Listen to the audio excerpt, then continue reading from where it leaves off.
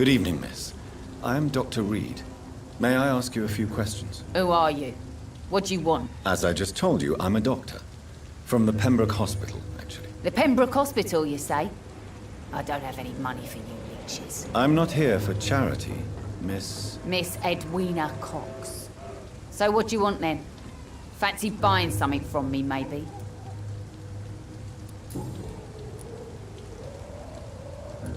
You still use your husband's name, Edwina. Why is that? Why shouldn't I?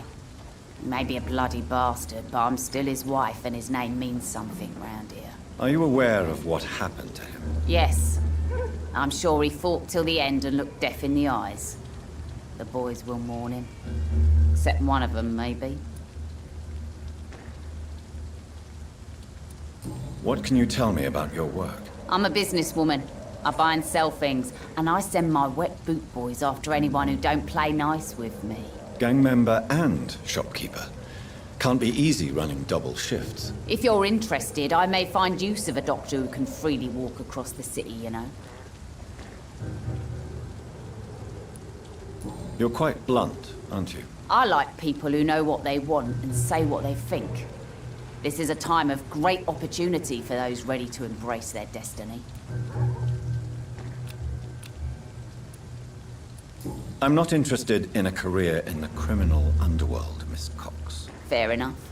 Stay away from us then, if you don't want to get hurt or worse. Since my return from the war, I don't feel that concerned by threats, knives, or even bullets, if you must know. That's exactly what that stupid trade unionist claimed after he attacked one of us. Booth and I reminded him a bullet beats words every time. What can you tell me about this part of town? You can't trust anyone around here. As soon as you lower your guard, you can be sure some arsehole will take advantage of you.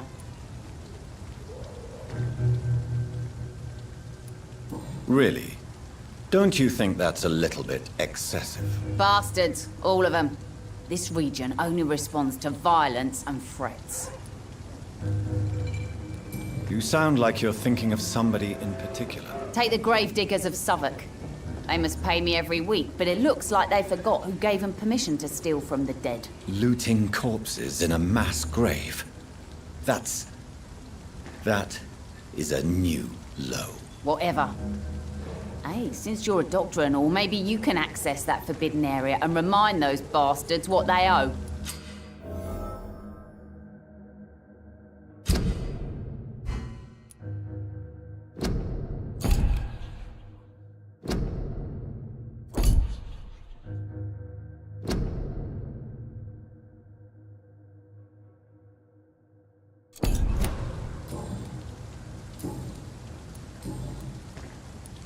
Tell me about the man you and Booth killed, Edwina. The bastard killed one of us and received retribution. There's nothing else to say.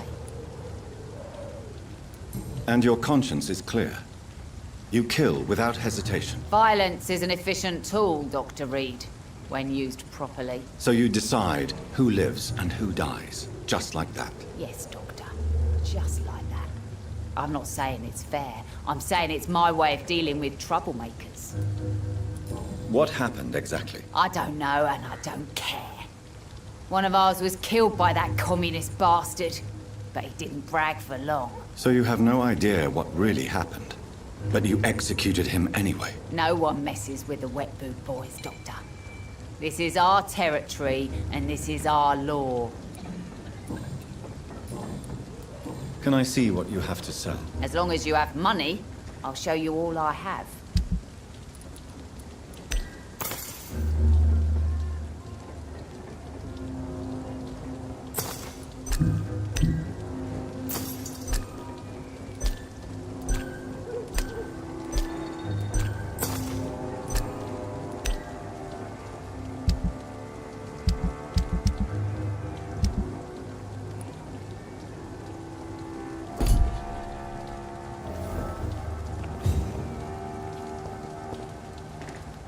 The sewer dog's fault, they say. Then the gang, the epidemic. Everyone's throwing the blame. You can't see me. what the idiot had to say first.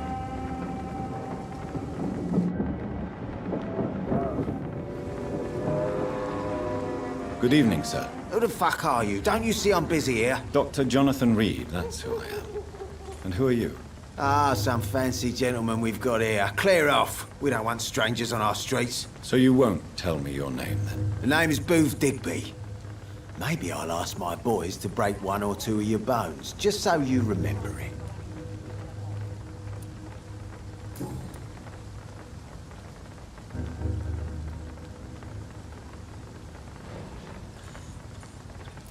Are you some kind of vigilante patrolling these streets at night? Something like that, but the police aren't in charge here. We are, see?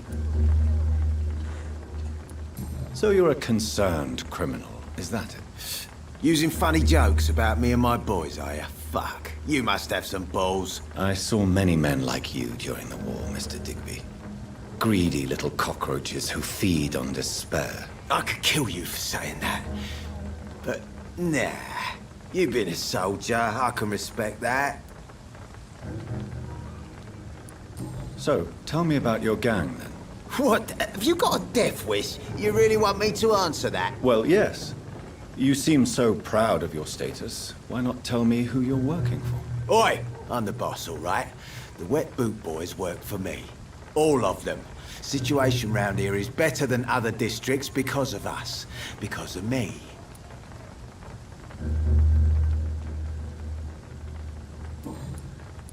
What can you tell me about this part of town? Things ain't that bad, thanks to us.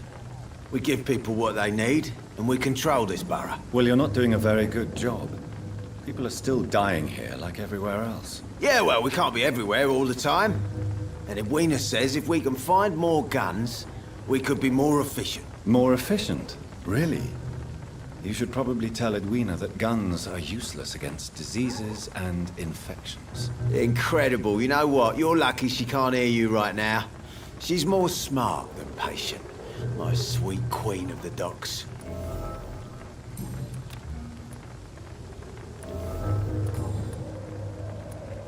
Tell me about the man you killed, Booth. What happened? One of us had been killed, so we had to retaliate.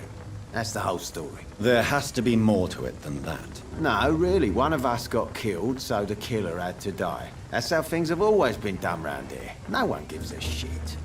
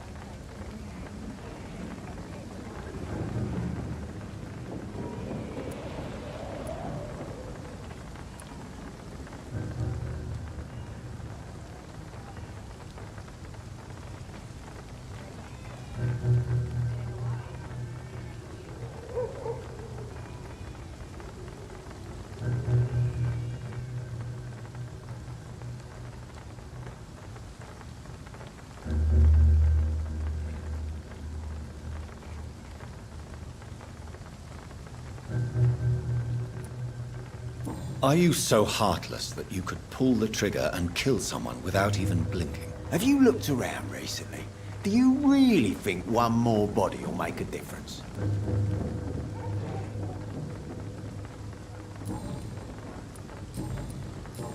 Goodbye, Mr. Digby.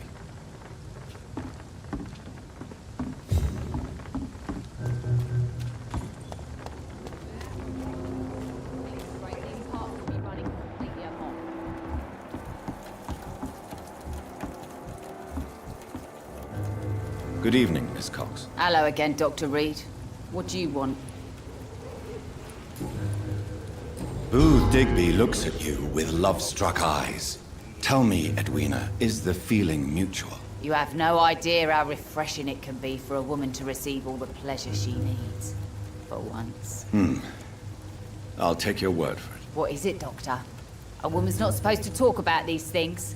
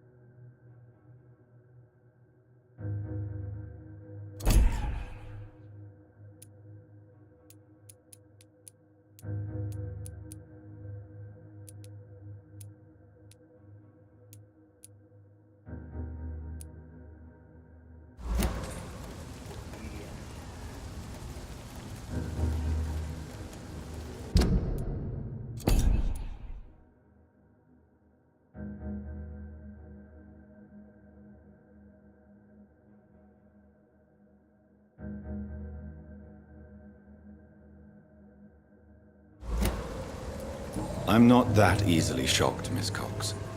You can speak freely about your lover if you so wish. The poor bastard is good to me, if you must know. He makes me feel good. And that's a first. So you're just like any other couple, after all, are you not? Yeah, we're so ordinary that I'd put a bullet in his head if he ever cheated on me.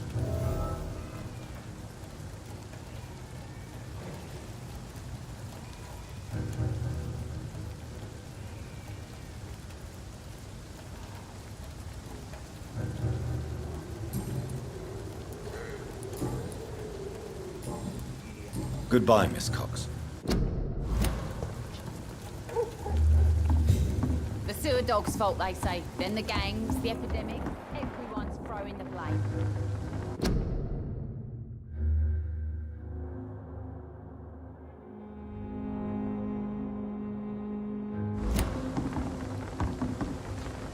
Perhaps we should have listened to what the idiot had to say first.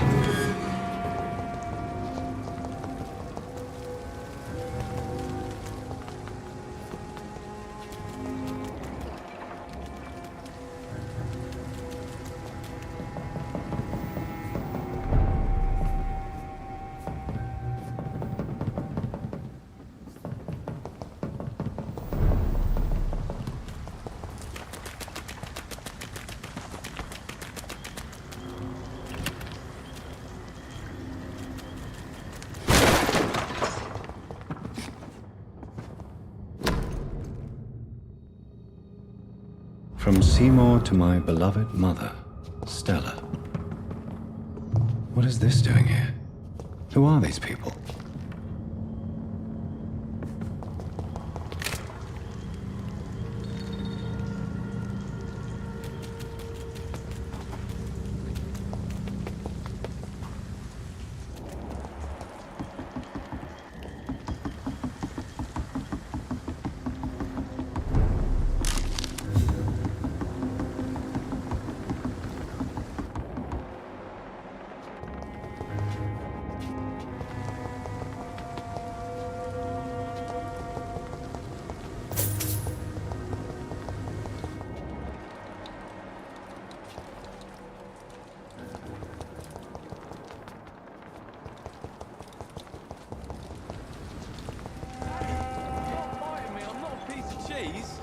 It's locked.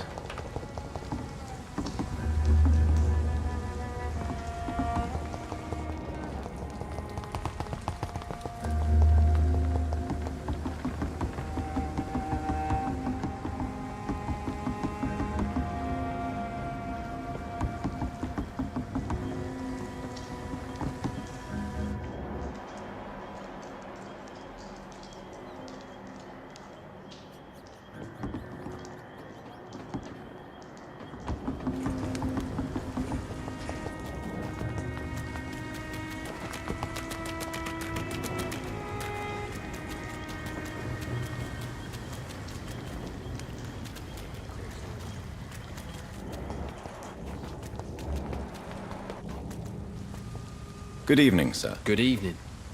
Why must it always be a good evening? I was just being polite. I'm Dr. Reed. I'd like to ask you some questions, if I may. Don't like questions.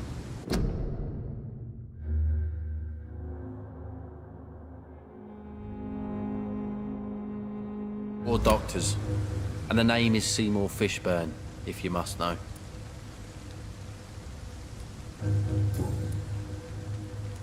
What can you tell me about this part of town? A shithole filled with maggots. Liars and thieves, all of them.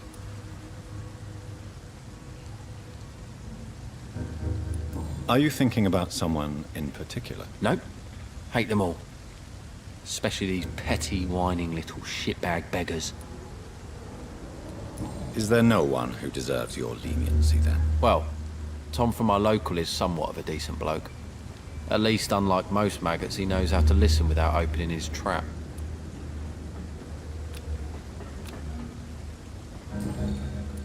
What's your occupation? I take care of my mum.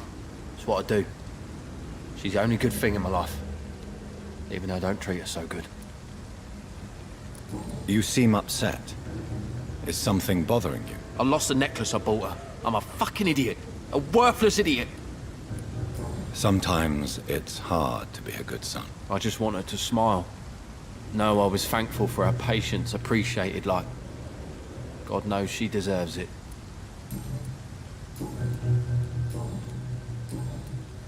I have retrieved the gift for your mother, sir. Great. Give it here then and take this for your trouble. I also found the corpses. The ones under which you left the necklace, Mr. Fishburne. Ah, so that's where I left it. I can be a bit stupid sometimes.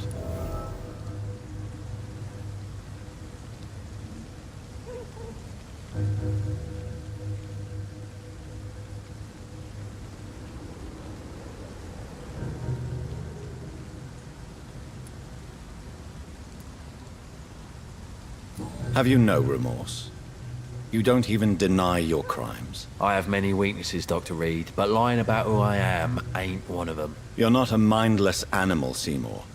Surely you have something to say about these murders. Speak up and I will listen without judgment. Could be right, Dr. Reed. Maybe it'll do some good to confide in a gentleman like you. You being educated and all.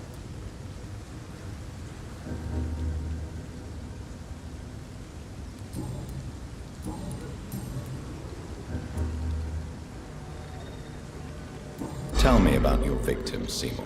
Who were they? Why them? Was there a link? Why should there be? They just kept getting on my nerves at the worst times, that's all. How many? How many victims? It's not like I keep records. It happens when it happens. You feel nothing, do you? No empathy for your victims at all? You seem pretty calm yourself, don't you? We're not talking about me. That right?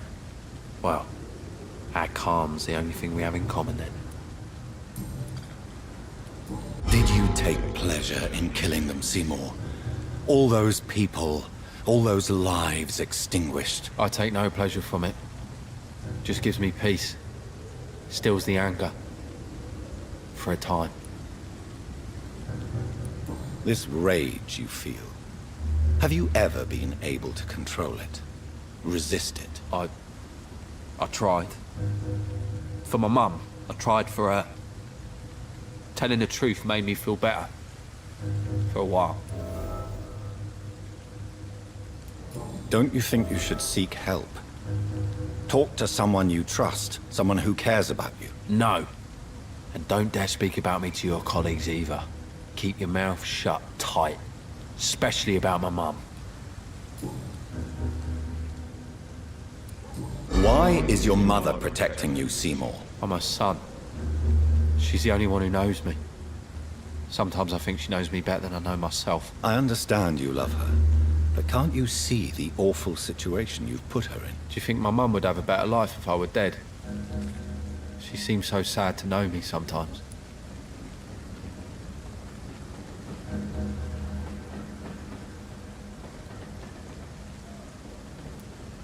I don't believe death is the appropriate sentence for murder. Not in a civilized society. But the last word has to remain with the law. There is no law around here. No justice to be found. In these parts, revenge is the only answer.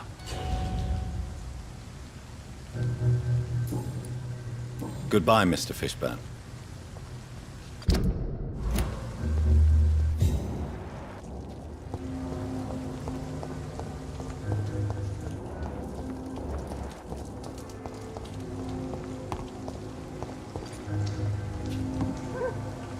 Hello, boy. Hello. Good evening. Did I scare you? You have nothing to fear from me. No, it's just that people prefer to avoid me. Well, I won't. I'm a doctor. My name is Rufus, sir. Rufus Kingsbury.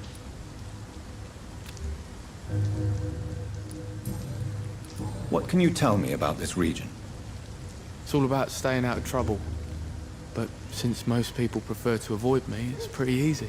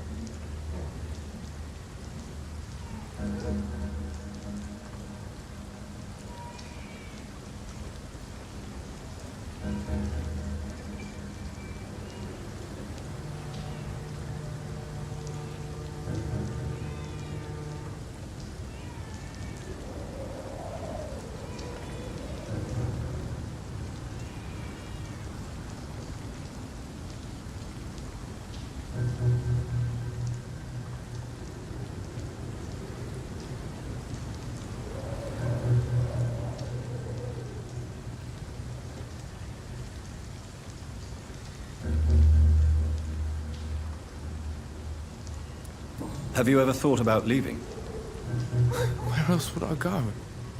At least I know these streets and some people around here. This is my city, for better or worse. Why do people avoid you? They call me Rufus the Curse. Around here, I'm a bit of a bad luck charm. What do you do around here, Rufus? I listen to the news on the docks, sir. And I smile at those kind enough to spare me a bob. Do you have a job? It's hard to work, what with my head and all. Since I was a boy, I've always had trouble remembering what I do and why I do it. What do people say about this place? Things have been tense between the wet boot boys and the communists. They both feel they should run the docks.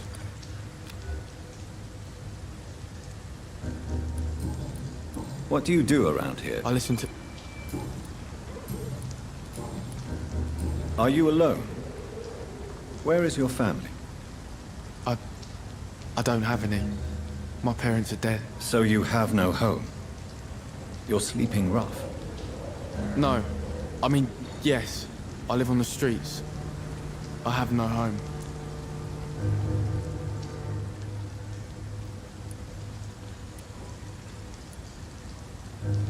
You should be careful, Rufus. There are things that lurk in the shadows of this city. Things that prey on the lonely and the desperate. I've known worse. I'm not all alone. I have Mrs. Fishburne. She's been very kind to me. Why do you think she's so considerate? I can't say, sir. I guess she's a good soul. Sometimes it's like she replaces the mother I lost, even if we're not related. So long, Rufus. Be careful. Take care.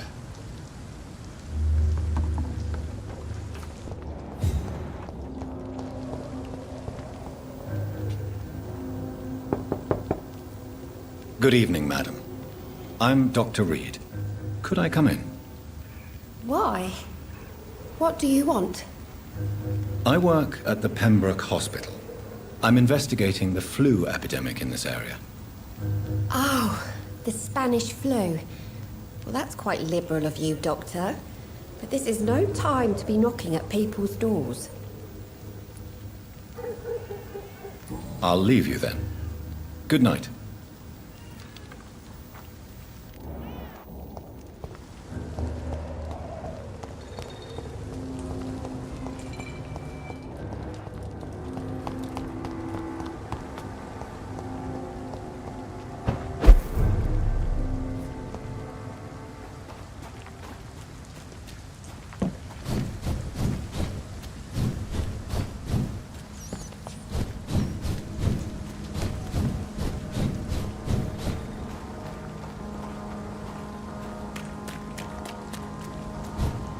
It's locked, all right. Steady, boys!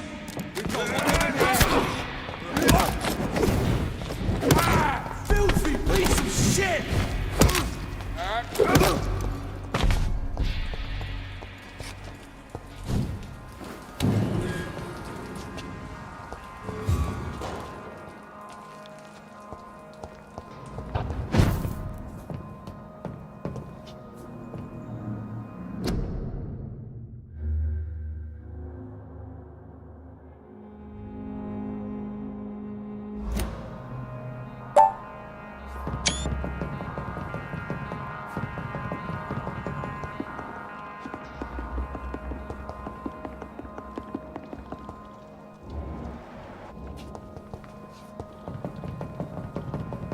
It's locked. It's locked, all right.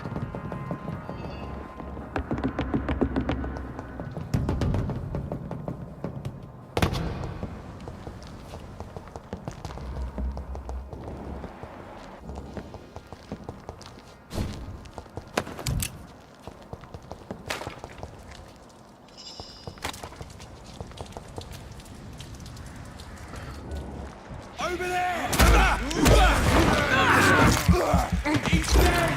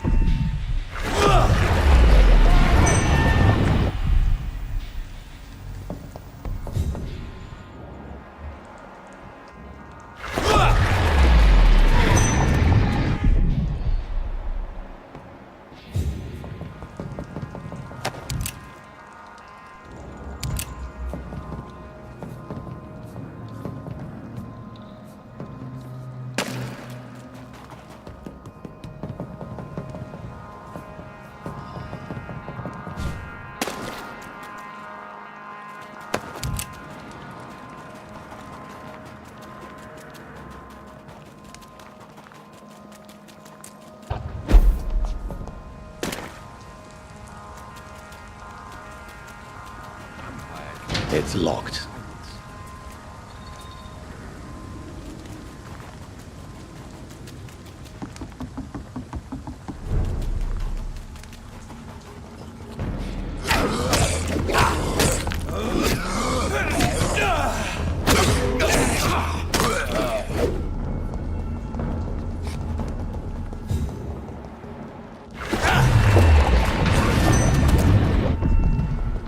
I cannot enter.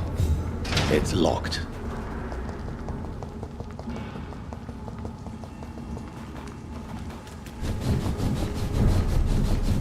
I cannot enter.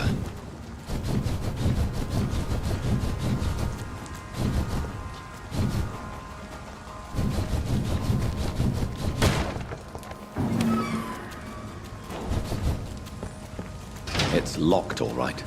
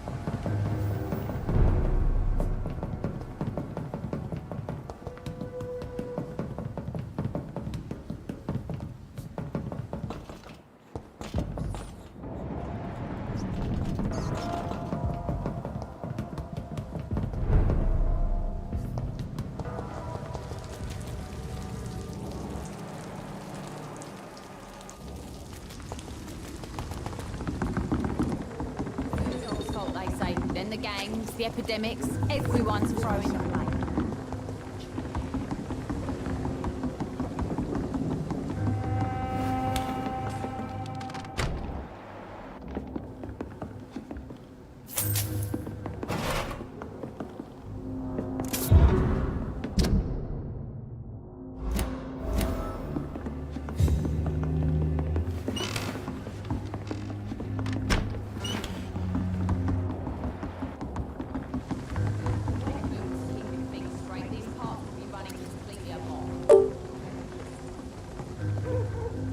You again. What do you want? I know you're looking for an honest job, Booth. You're tired of this criminal life, aren't you? It's just an idea. Edwina loves to run things so much. You can never really leave the gang. Wet boys for life, you know. Do you know Edwina suspects you to be unfaithful? Edwina's the one who asked to be called Mrs. Cox, even though Clay hadn't touched her for such a long time. You have not answered my question. She's a passionate woman. I've no doubt she'll shoot me down if I ever betray her, but that's not going to happen. I love her as she is.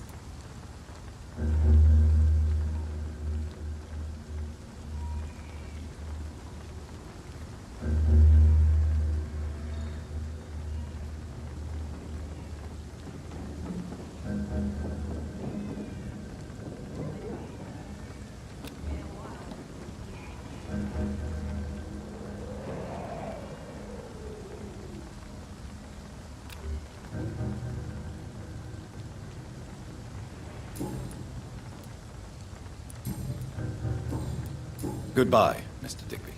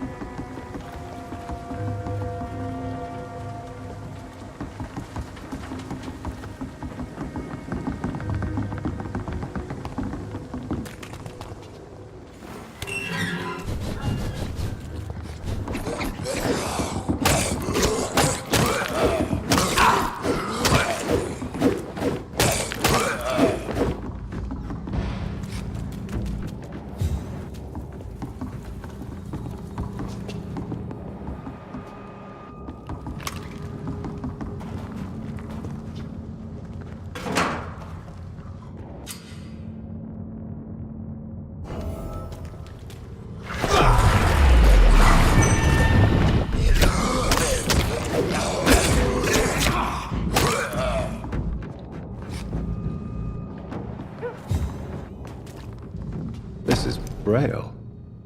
I need someone who can read this.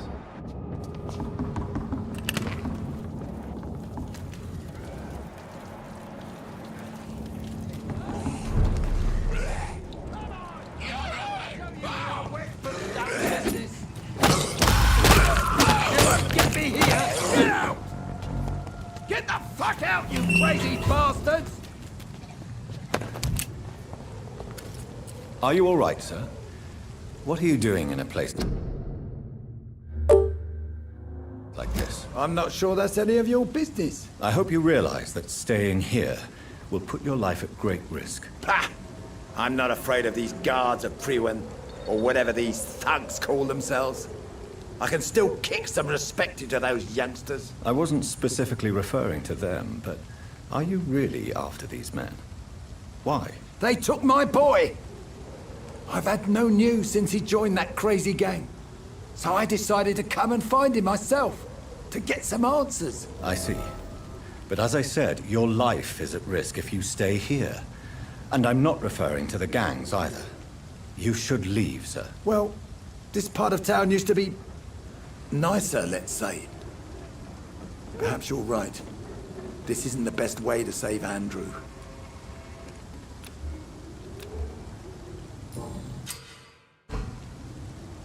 Are you sure you'll be able to reach the docks alone? Young man, I am perfectly capable of defending myself.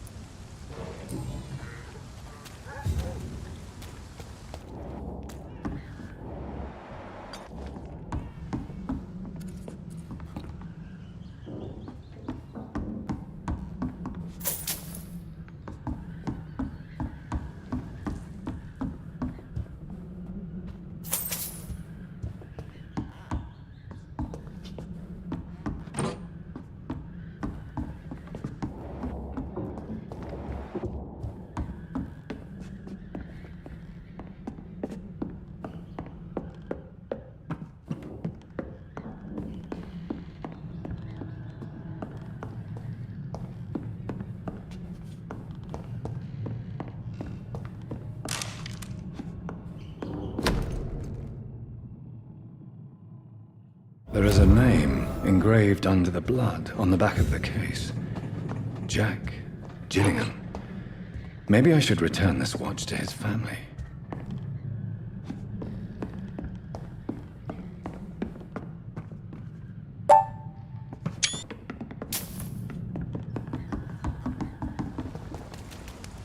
Are you sure you'll be able to reach the docks alone? Young man, I am perfectly capable of defending myself.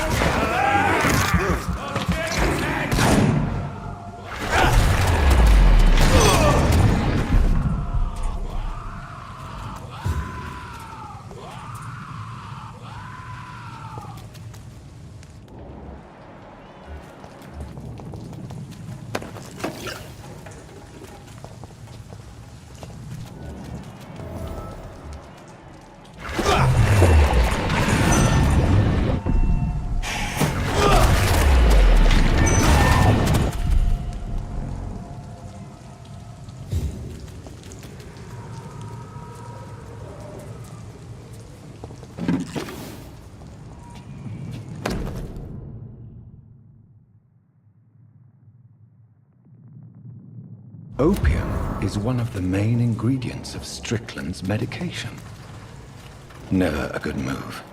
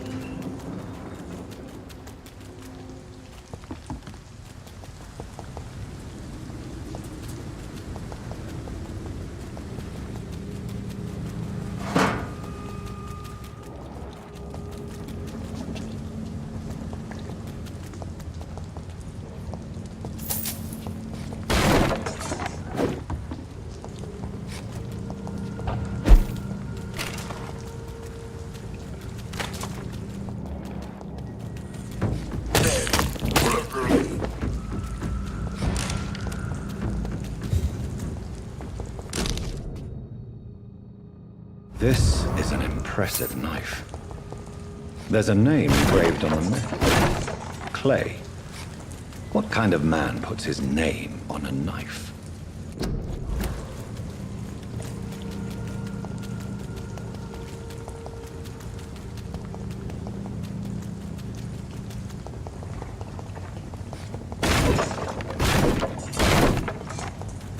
I cannot enter. It's locked, all right.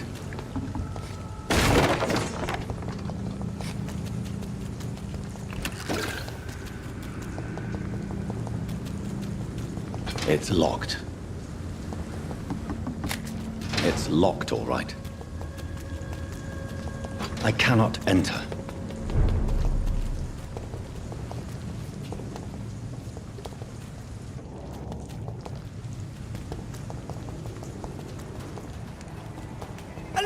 Over there, huh?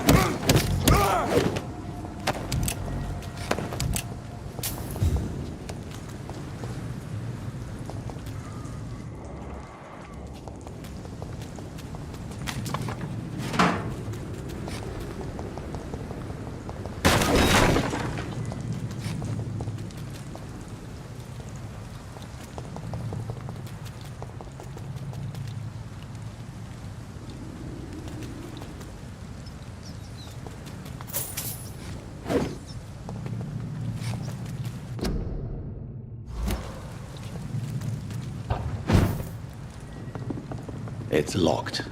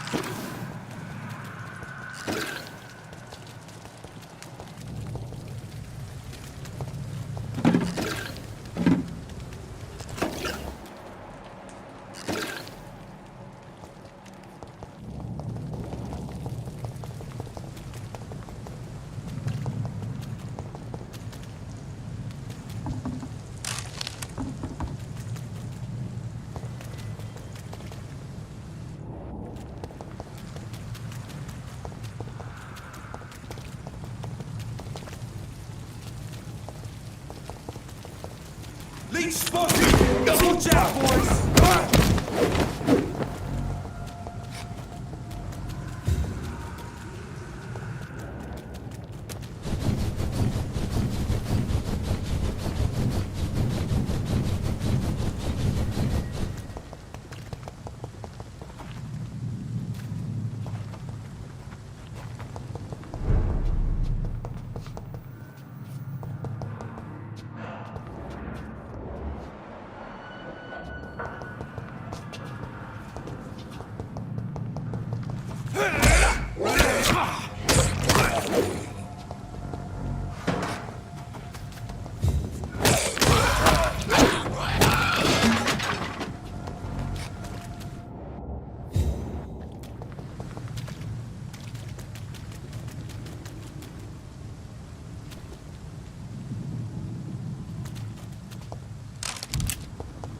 It's locked, all right.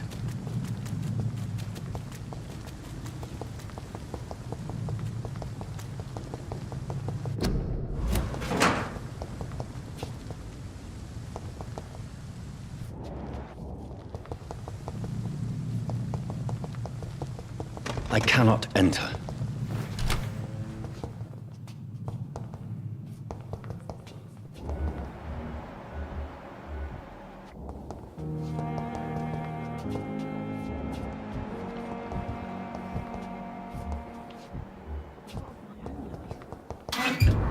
It's locked.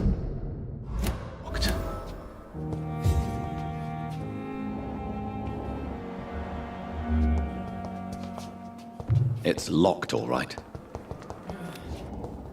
Good evening, Nurse Hawkins. Good evening, Dr. Reed.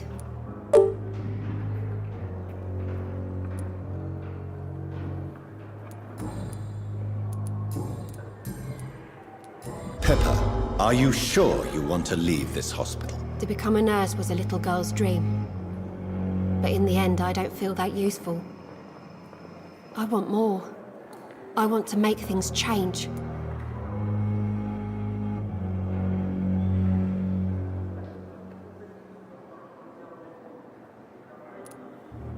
You should be proud of what you've achieved. This hospital represents hope for many people in need of help. Maybe you're right. But at the moment, I feel like we're just a cemetery waiting room.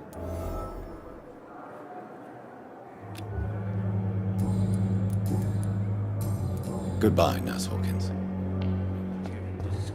On every street corner.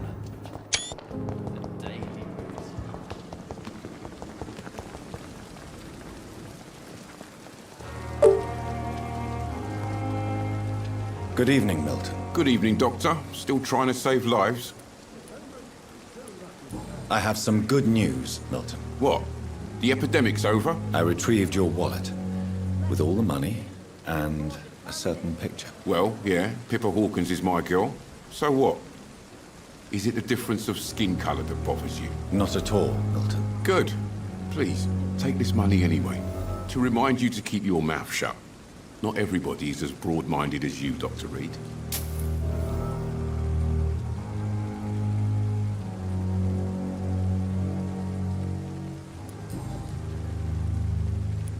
Do you know that Nurse Hawkins is thinking of leaving the hospital? That's not a surprise. We've talked about it already. Does it not bother you? Sometimes I think she may be right. We should run away while we can. Question is, where can we go? Where is it safe? What's going on between you and Nurse Hawkins? Pippa's tired. Tired of all this shit. Tired of all those corpses piling up. She's as depressed as I am. During the war, I witnessed a few couples just like you come together in difficult circumstances. It can be very damaging. Maybe you're right. But we support each other. And that's all that matters. You do realize you could both get fired. Hospital staff are not meant to have intimate relationships with one another. Come on, Dr. Reed. Do you know how many rules are broken in this hospital every day just to keep it running? There's nothing wrong with what we're doing.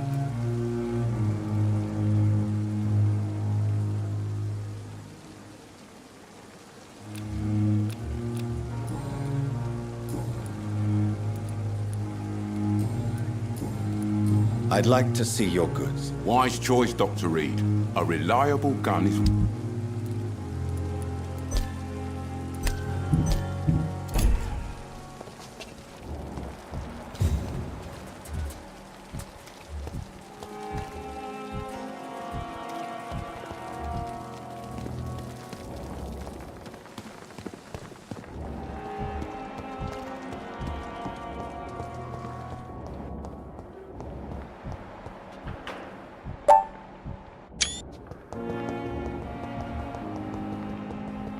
Thelma Howcroft said she was being watched by vampire hunters.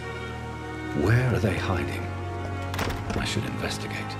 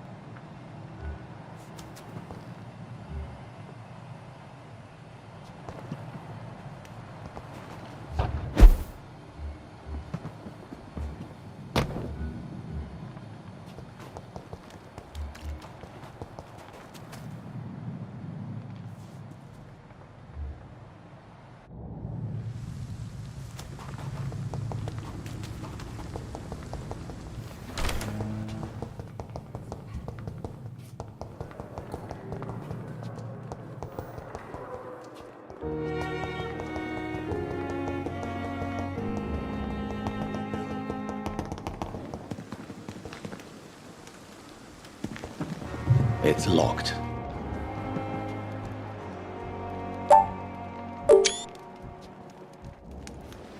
Good evening.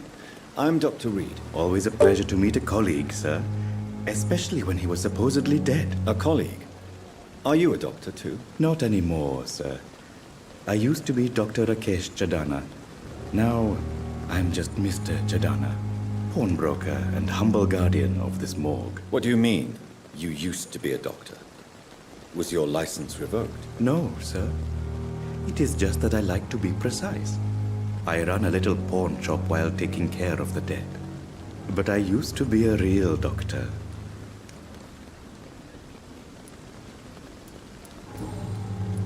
Are you afraid or uneasy being surrounded by so many corpses? Why should I? These bodies are empty vessels. Flesh left to decay. Poof! No soul anymore. All gone. An interesting point of view. And quite an exotic one, too. Most people fear, or at least have a respect, for dead flesh. Sir, as a medic during the war, I learned to face my death and the death of others. It's the pain we have to tame, not death itself. How did you get this job? After I left the army, I worked as an undertaker down by the docks. A dangerous place with many an unpleasant business there. Milton Hooks helped me get a job here. Do you work here alone? Yes, very easy work, sir. All I have to do is watch a few bodies. The situation was very different when the main morgue was still open. Why do you have to watch these bodies? Because these poor fellows have no names. We keep them in case someone comes looking for the missing. Sadly, very rarely happens. Why close the hospital's main morgue? It was for sanitary reasons after the beginning of the epidemic. Cadavers had to be moved to the nearest mass grave. Have we met before? I don't think so, sir. Why? When we first talked, you said you were glad to meet me since I was reported dead. Funny story, sir. Your sister came here a few nights ago. You were missing, and she was looking for your body. She must be very relieved now. A pawnbroker? I expect you get all types of people here. Yes, sir. All kind of people. For I sell all kind of goods. Who comes here to trade with you? It's very unhygienic, even unsafe. Diseases can spread. For the customers, for the hospital. I'm very cautious, sir. I've been a doctor, remember? And all my clients are good people. In fact, I think I only know good people. What kind of goods? With the quarantine, it's not always easy to buy things. So I trade, I exchange. Some people sell, some others buy. I like to help. Since you're not afraid of dying, do you believe in life after death, Rakesh? No. I believe we must do all the good we can while alive. For our time is short, and the obstacles are endless. Do you think you would enjoy immortality as a concept? I don't think so. Don't mistake me. I love life, and I'd like to live a long life. But everything has to decay, sir. Even goodwill. Do you really believe goodwill cannot last? As I said, sir, everything decays. If I was to never die, Goodness. I would be bored, or worse. And I like to be helpful, sir. Quite depressing, wouldn't you say? Yes, but the good news is we'll all die before losing our humanity, sir. So you're ready to die? No, I am not. I don't fear death, for I won't see it. What troubles me is the pain my death will inflict to those I know. You're a wise man, Mr. Chidana. No, Dr. Reed, I am a foolish man. But I like to think otherwise.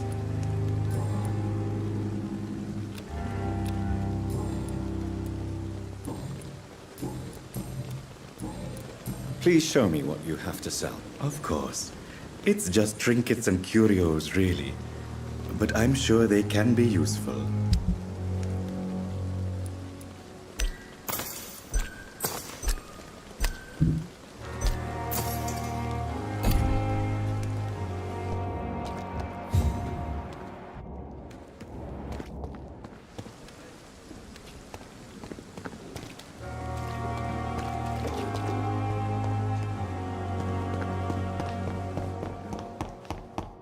Reads me like a book. Never could keep anything from her. Came here in the first place.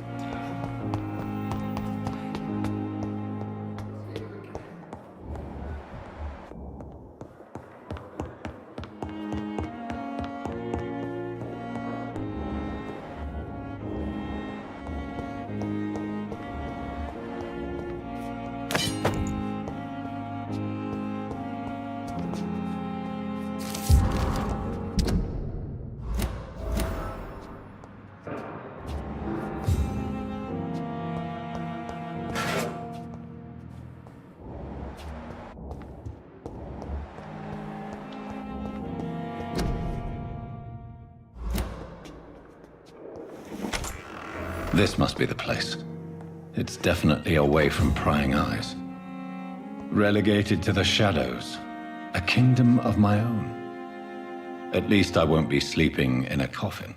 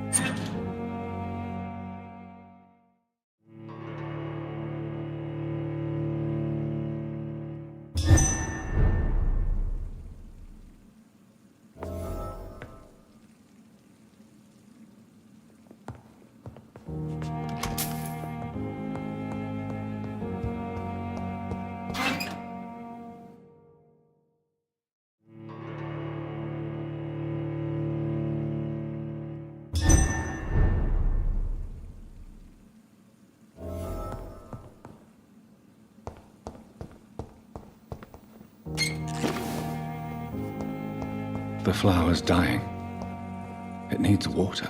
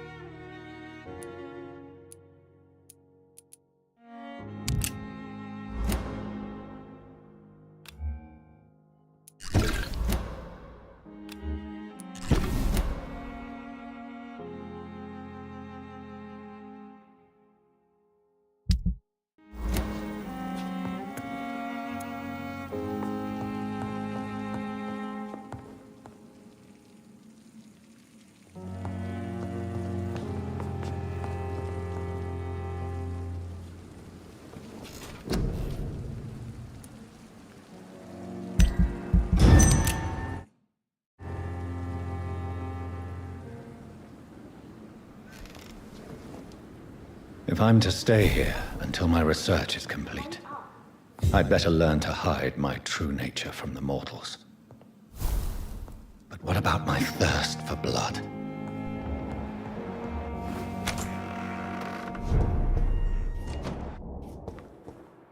Yes, Nurse Crane? How can I help you? I'm so sorry. I know Dr. Swansea wanted you to rest, but we have somewhat of a crisis. A crisis, you say? Our supply of antiseptics is nearly depleted. I was hoping there was another box up here, but...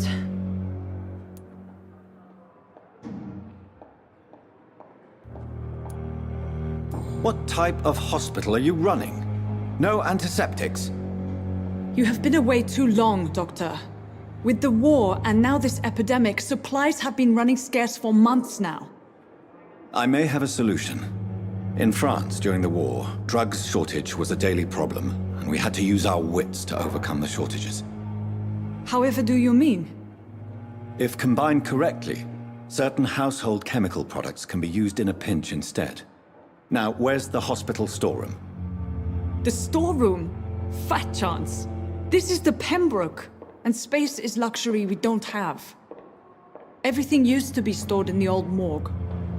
Perhaps I should look there first. Where is this morgue? It's the large building behind the hospital. You'll need to go in the back door because it's been sealed off for sanitary reasons. Take this key. It opens a small back entrance at the end of a narrow street. The abandoned morgue behind the hospital. A small door at the end of a narrow street. On my way then. Thank you, nurse. Yes, Doctor? Exactly how bad is the supply situation here at Pembroke? It really depends. Dr. Swansea deftly works his society contacts for monies, but with the quarantine, well, we're in God's hands. Why then do you always work the nights? Don't you ever sleep? At the Pembroke, we're always hands on deck.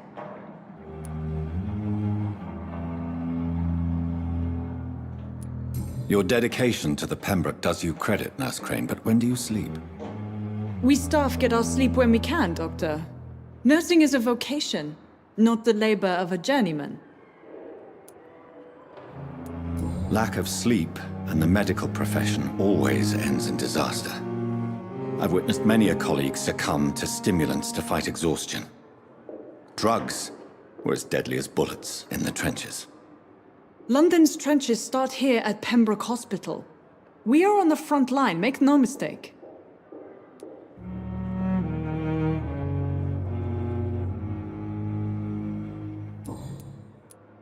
Please, could you point me in the direction of the morgue again?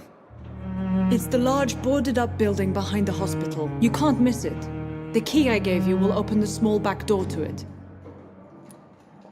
That's all for now, Nurse Crane, thank you.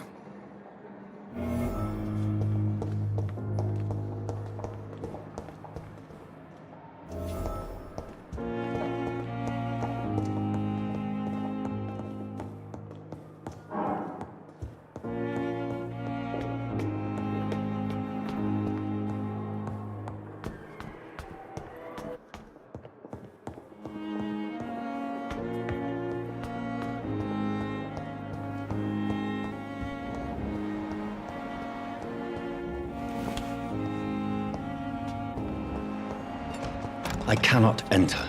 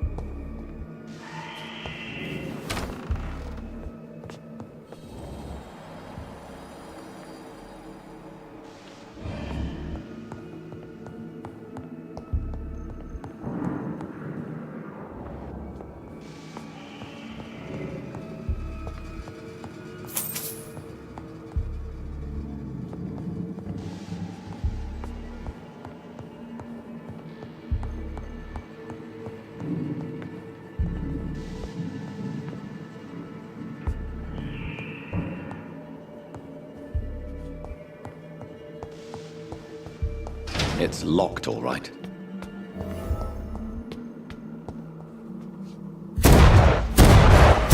Behavior is similar to the infected William Bishop. Must be the same strain. This sickness moves faster than influenza. Balls of Mars, fortifiers. As popular as they are ineffective. But they do contain iron tartrate, and that might prove itself useful.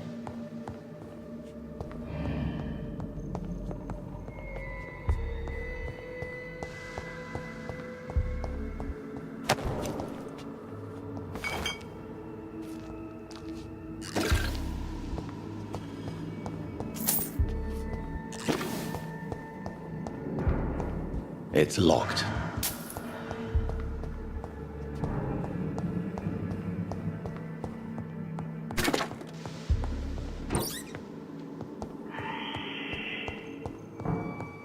This key will surely grant me access to the basement.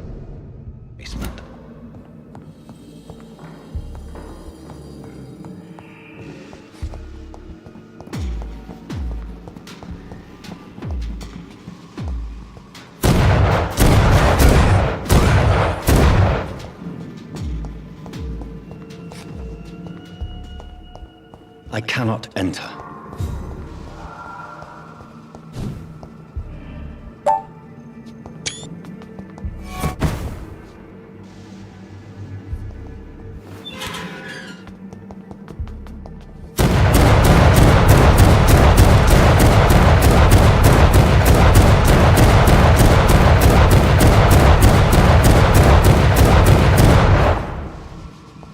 These scowls feed from corpses and the husks of animals. They're not after blood.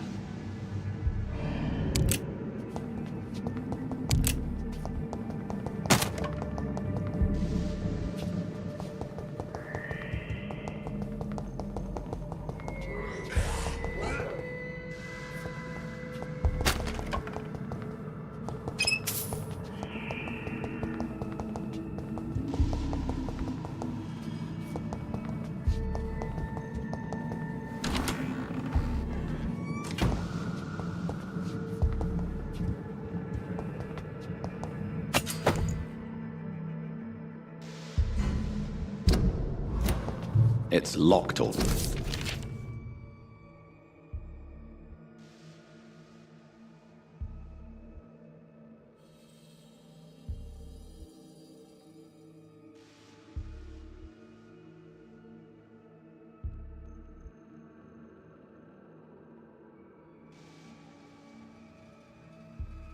Mr. Connor's injuries don't match the report. I'd better look into this.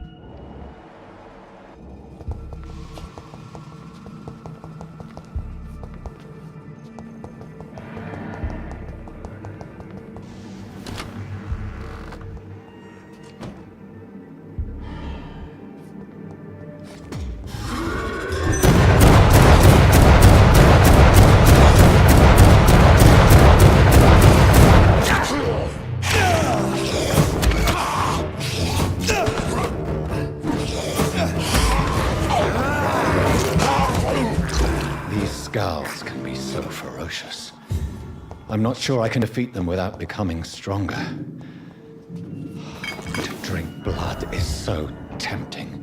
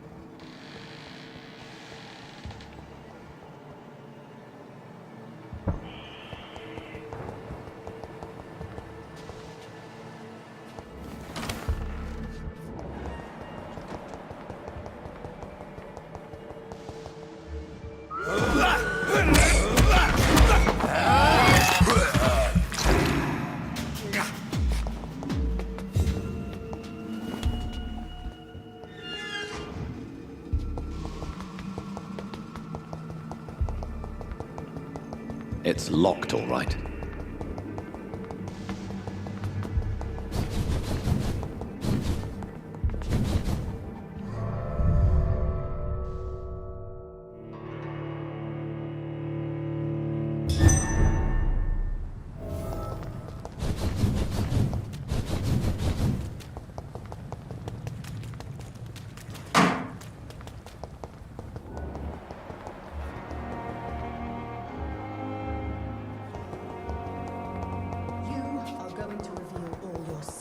To me, even the darkest thoughts in your heart. My blood and soul, they belong to you now.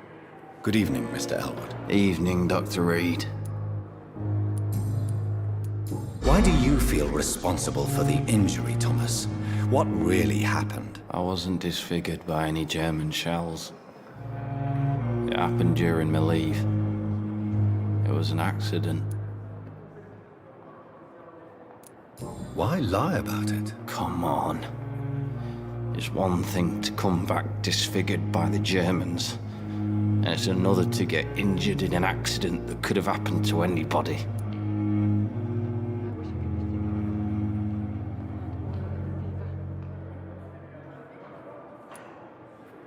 Reconstructive surgery has been very successful for some soldiers. I don't want to wear a bloody mask for the rest of my life.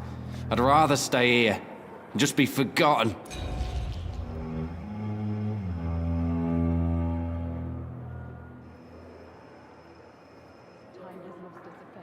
Tell me what really happened then. I went with a whore in Rouen. Dead drunk I was. The hotel was a shithole. There was a fire that night. Did you start the fire? Were you trying to avoid going back to the front? That's not uncommon, you know. No.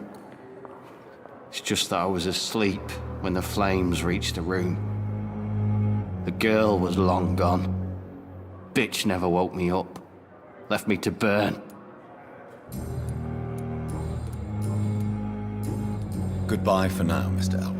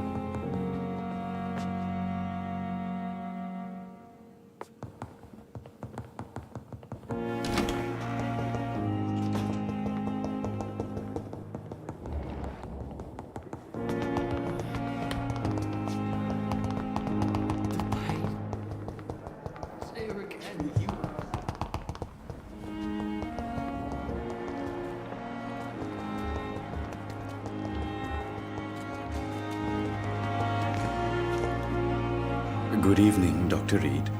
Such a pleasure to see you again. Please show me what you have to sell. Of course. It's just trinkets and curios, really. But I'm sure they can be useful.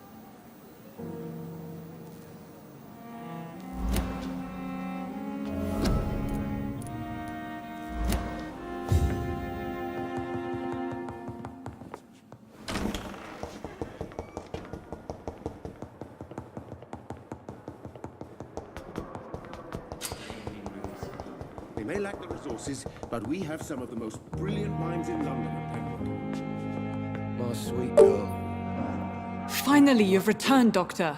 Did you find anything of value? Yes, nurse. You've worked your first miracle, Doctor. Now, this patient here needs immediate treatment. Duty calls. When the storm has passed, I'll show you how to mix the remedy yourself with the same basic ingredients. Many thanks, Doctor. When you've finished, you ought to report to Dr. Swansea in his office. He's been looking for you. Seemed pressing.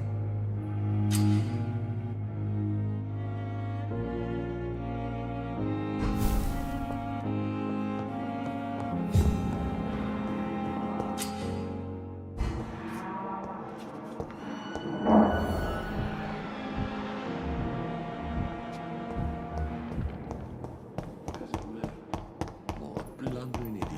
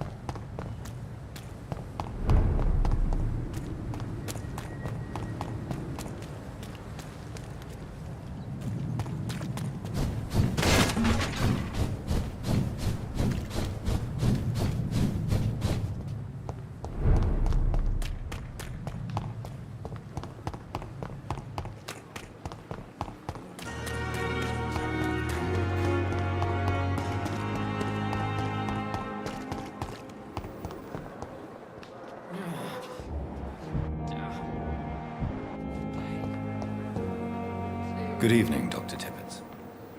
Dr. Reed, any good news to share? You're exhausting yourself, Corcoran. Maybe you should think about preserving your strength. No. We must keep on healing all those poor souls. We are the last rampart before chaos. Once more unto the breach.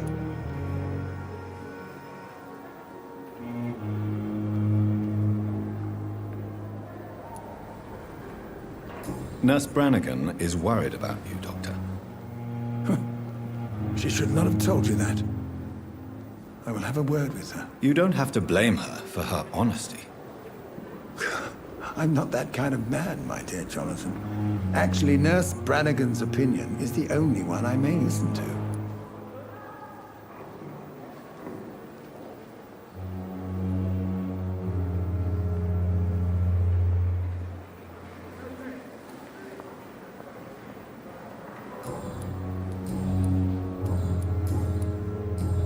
Goodbye, Dr. Tippett.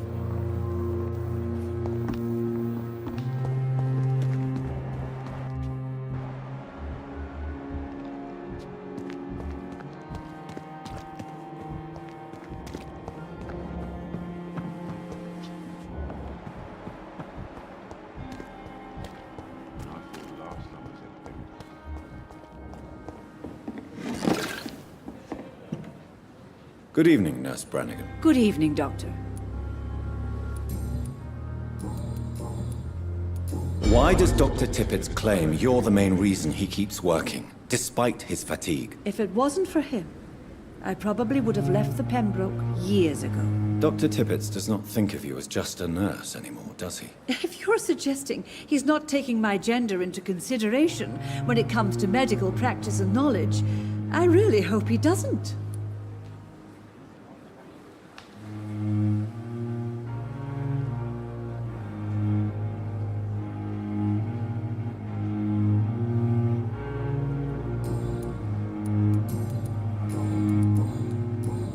Goodbye, nurse. Call me if you need assistance.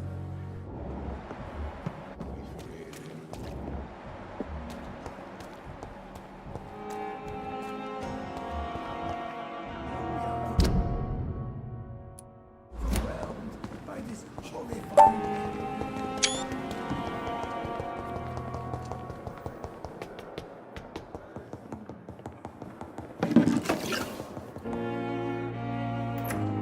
Please, Jonathan, come in. Fascinating, is it not? In the last decade, so many mysteries have been brought to light with our microscopes. The human body, biology's penultimate frontier. The more we explore its boundaries, the less we're able to trace a clear line between life and death. You, my friend, have a foot in both countries. The view must be vertiginous. It's at least as vertiginous as chatting about vampires with you, I would say. This must be all so new to you. This area of town, the hospital, a brand new life. How stimulating it must be. I wish I could share your enthusiasm, Dr. Swansea. But my condition defies scientific categorization. Undead? Unalive? Immortality defies logic. I cannot express my thrill at this serendipitous turn of events. The world's most eminent specialist in blood transfusions, a vampire. One might say a gift from heaven.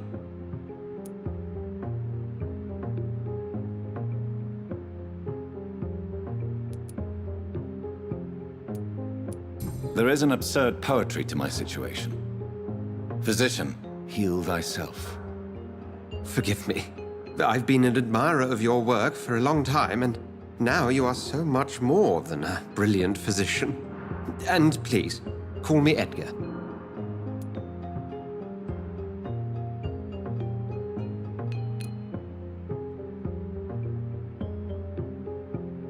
There is no need to apologize, Edgar. You offered me sanctuary when I had none. Very well. I have a task for you, Jonathan.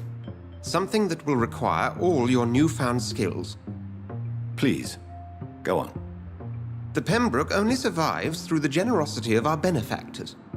Unfortunately, our main donor has found herself in a bit of a bind. Now, if you could help her out... A spokesman or politician is what you need. That's not my calling. And until I come to understand what has happened to me, I require discretion. Discretion is in order, Jonathan. Lady Ashbury has recently received rather indelicate correspondence that, if revealed, would jeopardize her position. And you would like me to eradicate this threat? By the stole, of course not. I would just like you to pay her a visit. Her ladyship is certainly near the tents outside, tending the sick. You can't miss her. Look for someone impossibly delicate. Accepted. I'll see what kind of trouble Lady Ashbury is in.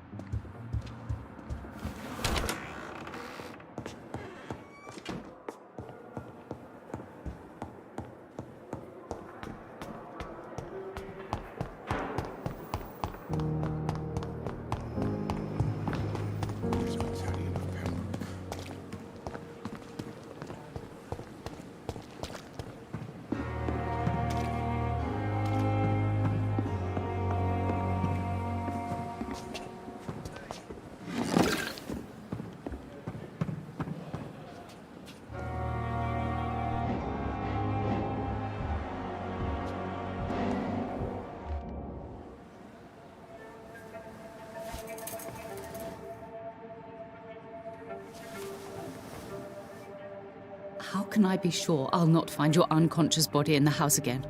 I promise you, you'll not find my unconscious body.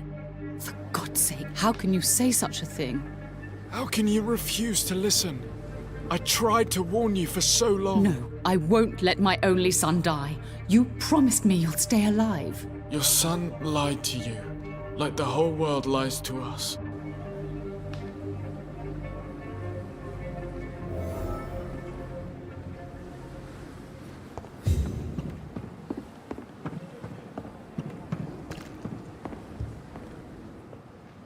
The flu took my dear wife, Emily. I take comfort knowing we'll soon be together again. Mr. Rainfield, that's no way to talk. You're in good hands here, and we'll be up again soon enough.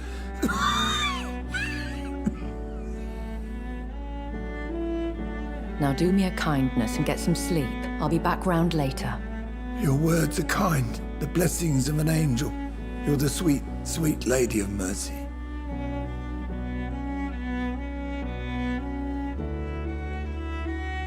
Good evening, Dr. Reed. It's a pleasure to see you again. You seem surprised. Dr. Swansea has brought me up to speed concerning your recent appointment to Pembroke Hospital. You're a the lady who saved me that night, before vanishing into thin air. I remember you from the pub with Dr. Swansea. Indeed. Allow me to introduce myself formally this time. My name is Lady Ashbury. I remember you well, in spite of the brevity of our encounter.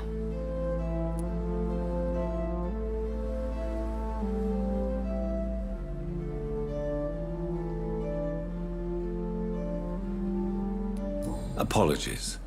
You've taken me by surprise. I'm very happy to see you. The pleasure is mine, Doctor. I hope you're more disposed to answer my questions now. You must have countless questions, but our rather urgent matter first. Swansea has explained. My cover, if you prefer, has been compromised.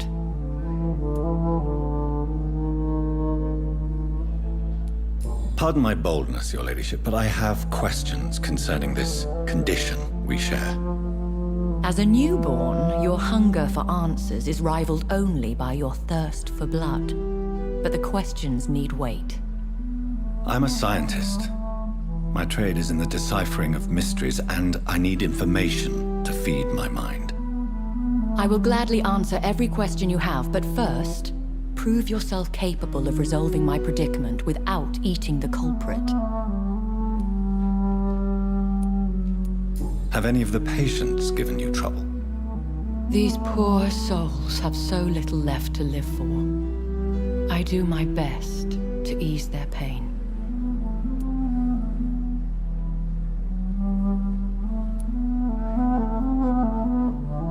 I gather you have found an arrangement satisfying both ethical and corporal concerns.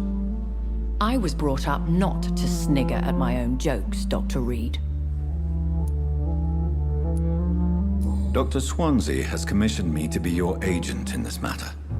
You could start by explaining what's amiss. These past insufferable weeks, I've been the victim of extortion. I've made a first payment, but the blackmailer grows greedy. I must refuse his most recent demands. What are your expectations? Please be precise. As the newly appointed surgeon of this hospital, you are in an excellent position to ask innocent questions and deftly learn the identity of my blackmailer. Who would be so foolish as to threaten you? A kindred spirit. Even if it were the case, and I highly doubt it, a vampire would have asked for something more valuable than money. My suspicions lean toward a patient or their family. If we're dealing with an ordinary criminal, surely you've the means to deal with it yourself, if I may.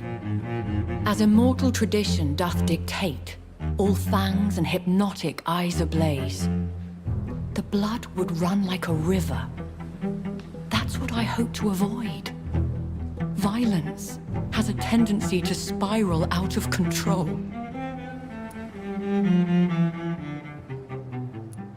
Please continue. Every detail is essential.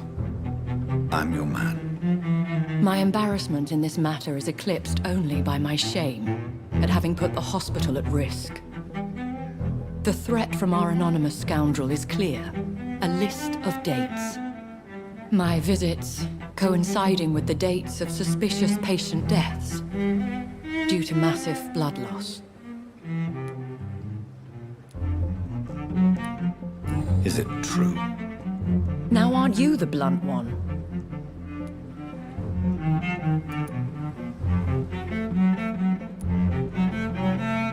You are aware that I too know the thirst for the scarlet nectar. In all honesty, I'm not simply a patron to the hospital. My visits serve a dual purpose. Dr. Swansea has been treating my condition with a revolutionary technique of blood transfusion. It seems you are a specialist in the domain. I'll take care of it.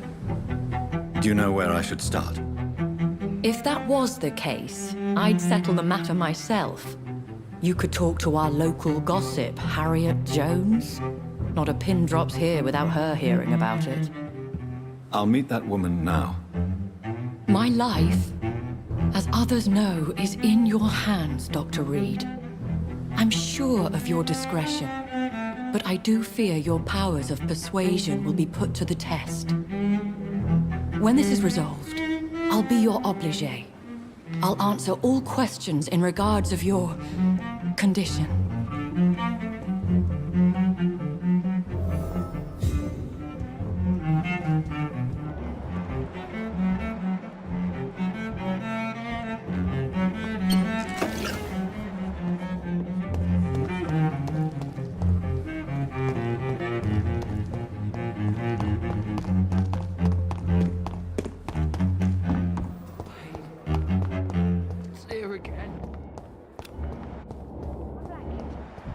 Cold will be my death.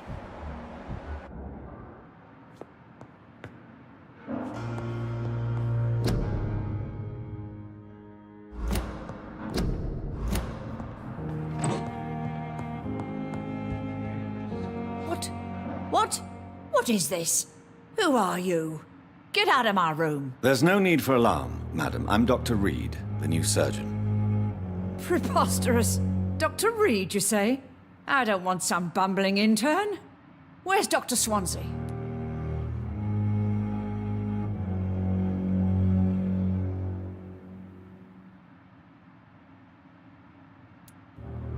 Dr. Swansea is quite busy, and I need you to help me get acclimated. I have many questions. How brave. Threatening an old defenseless woman. You know how long I've been a patient here? You've picked the wrong fight. I'm Harriet Jones. Harriet Jones? Indeed. I've been meaning to have a chat with you. You know what goes on here better than any other patient, I gather. Oh, better than any patient, nurse or doctor. I've seen so many vile undertakings. I heard there have been some despicable goings-on. Was there a case of blackmail? Blackmail? Wait. You're investigating something. This isn't a social call. One of those incompetent cunts slit a poor sod's vein. If I didn't know better, Miss Jones, I'd be inclined to say you enjoy this type of idle gossip. God's honest truth, Doctor. It's just the way it is here. Most of these bitches would let you freeze to death before getting you a blanket. You seem to know more about the goings-on here than anyone else. Beware, Miss Jones, in case suspicion should fall on you. That's it. Blame the old and infirm. I see those little bitches' greedy little eyes. Just waiting for me to pop off they are. I assure you, madam, this is not an investigation into a possible medical error. Debauchery, then? Nurses Crane, Hawkins, Brannigans, whores, all of them. They can't keep their legs shut. I've seen them scratching slutty sores. Really? Well, if you have irrefutable proof, I'll not have the staff behaving in such a manner here. This is your business, Doctor, not mine. But I swear one of the nurses is cavorting with some man on hospital hours. Thank you for your time, Miss Jones. You've given me something to go on. See you on the next round.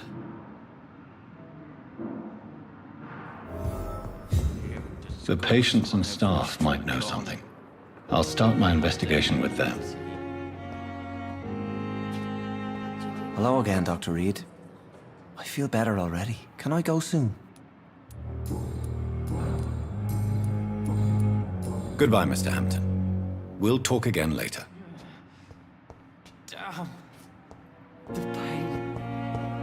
It's here again. So many deaths. And what of my own life?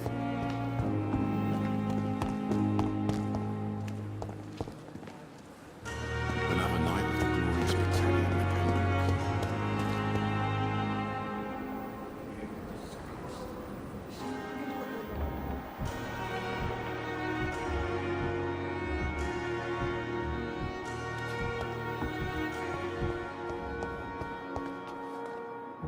Good evening, Nurse Hawkins. Good evening, Dr. Reed.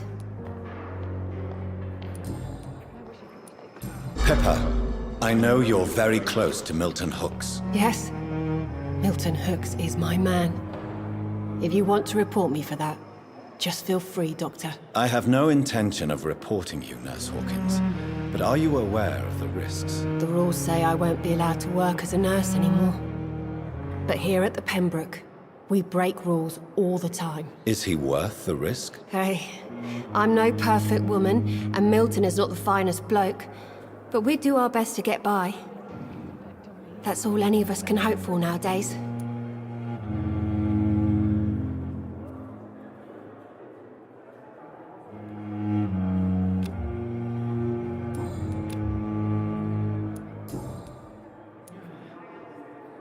What steps are you prepared to take to feel more useful? I don't know yet. My sister believes that the real fight is in the streets nowadays. Maybe she's right. Maybe this is what I must do.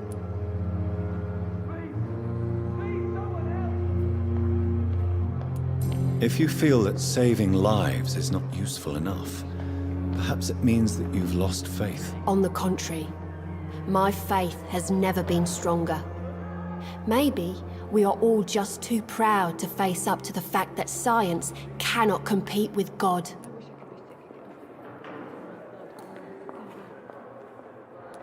And what about Milton Hooks? Does he share your point of view? For Milton, any change means more comfort and more peace. I disagree. Milton cheats patients out of their money at this hospital, Pippa. Are you his accomplice? Yes, I am. Is this your definition of being useful? By abusing the sick and poor? No. It is my definition of getting out of this useless life once and for all. Whose idea was it? What difference does it make? We did it together, and I'm guilty as charged. Answer my question. It was my idea first, even though Milton would say it was his, to protect me. Why do you do it? Why not? Most of the sick who paid for a bed are already dead, or will be soon. Don't you see the futility of all this?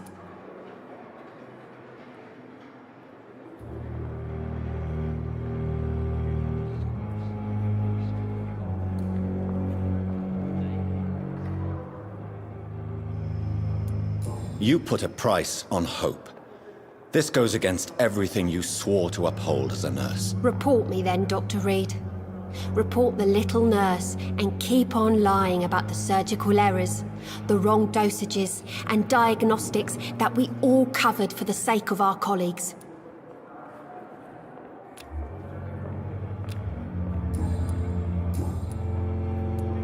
What can you tell me about the strange man visiting one of the nurses during her shift? Let me guess. You spoke with that old shrew, Harriet Jones. Do not pay attention to her, Doctor. She's full of fanciful tales. No matter how you feel about her, Miss Jones deserves our help. Who Who says I don't care for her? Hate is what keeps that old crone alive.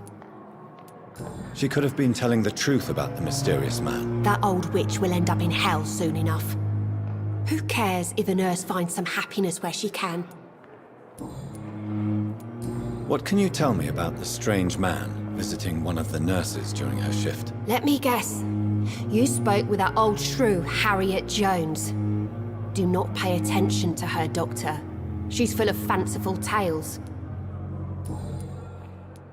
What can you tell me about the strange man visiting one of the nurses during her shift? Let me guess. You spoke with that old shrew, Harriet Jones. Goodbye, Nurse Hawkins.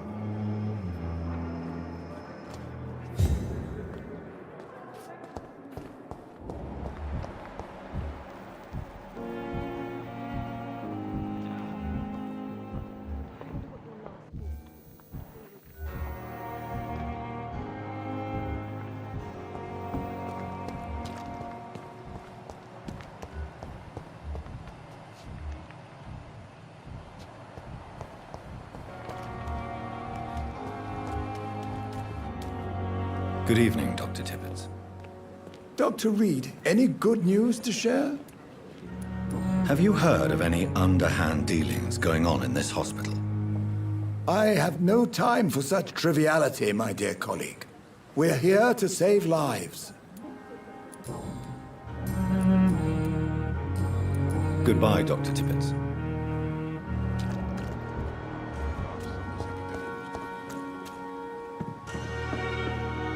Good evening, Nurse Brannigan. Good evening, Doctor.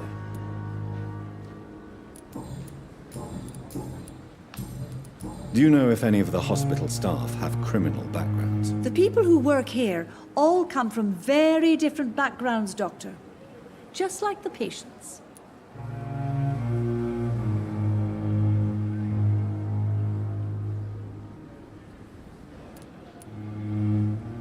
Have you seen a strange man visiting any of the nurses here? I've never heard of such a thing, Doctor. Goodbye, nurse. Call me if you need assistance.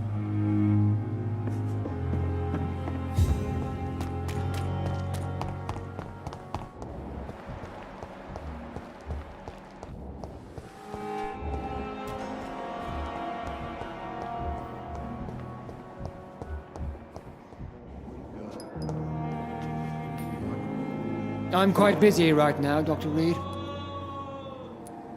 Have you heard about any blackmail going on in this hospital? Blackmail? Nonsense.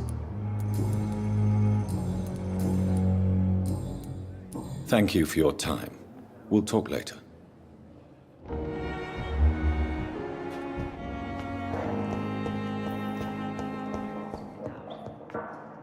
Good evening, Dr. Strickland. And good evening to you, Dr. Reed. Can I be of any help? Have you heard any talk of blackmail going on in the hospital? If you're running some official inquiry, you had better question the patients. They know more than the staff, especially old Miss Jones. I located the shop, but it was vandalized, and the owner is missing. All I found was your order. I was afraid of such bad news. People are so desperate they're ready to burgle a shop for drugs. That's quite a list you ordered. Opium, sodium hypochlorite. It can't be just headaches you're trying to cure. This dreadful influenza, of course. I already ran some tests on hopeless cases. Without success, I must admit. Do you realize you could create a lethal poison without the correct dosage? Then there are the legal ramifications. Is this not true of any medical substance, Dr. Reed? However, if you would agree to improve it, I'd be glad to accept your help. As long as you promise to be scrupulous with your experiments, I may try to gather these substances, and even help improve upon the mixture. That's all I'm asking for, Dr. Reed. That's all I'm asking.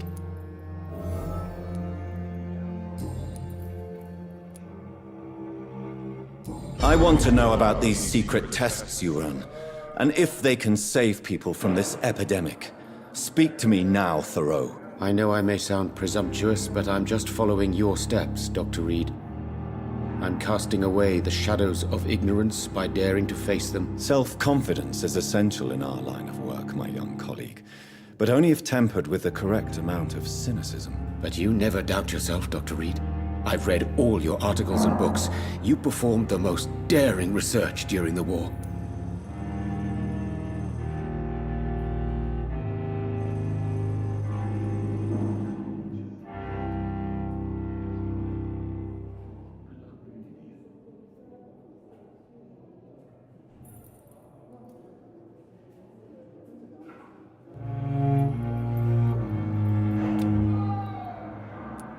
You have my support, Dr. Strickland. I know exactly what it feels like to battle an unknown disease with only your mind and force of will to help you. Thank you, Dr. Reed.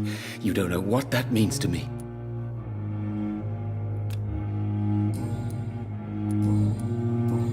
Goodbye, Dr. Strickland. I can't let Strickland put his patients at risk with opium. Perhaps an adjusted formula will deliver more of a placebo effect.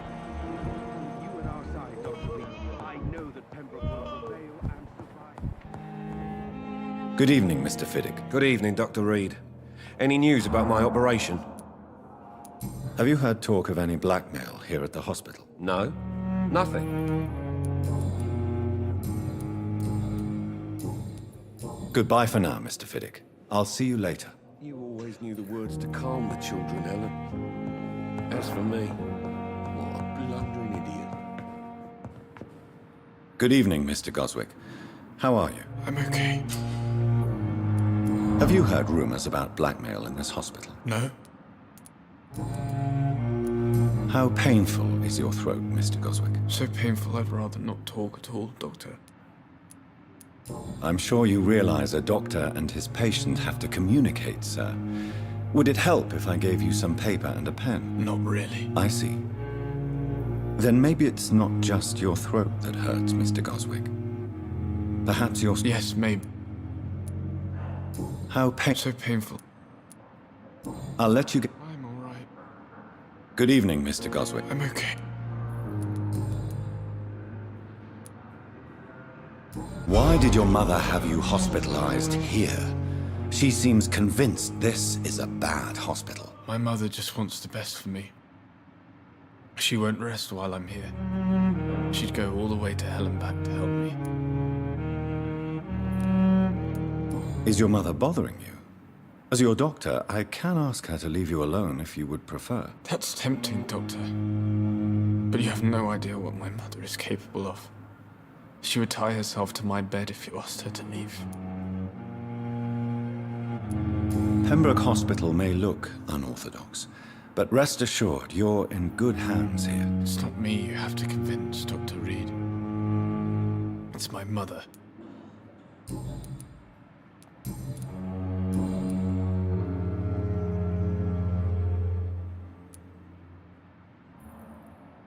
Tell me about yourself, Mr. Goswick. I don't want to talk, Doctor. Admit it, Mortimer. Your mother had you hospitalized here because you tried to kill yourself. Yes, it's true. All right, then. This is the first time we've really shared information about your case. Shall we call this progress? Call it what you want, Dr. Reed. Can I help you in any way, Mr. Goswick? I wrote a letter for my mother. She was supposed to read it after my death. But I suppose she doesn't have to read it now. I see. And is this letter still near the place where you tried to take your own life? Yes. And I don't want anyone reading my last words. I mean, I'm still here. If you bring me back that letter, then perhaps we'll talk.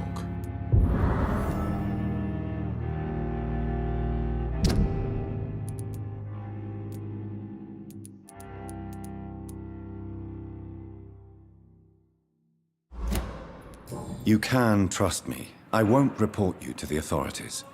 My one and only concern is your health. I guess I should thank you then.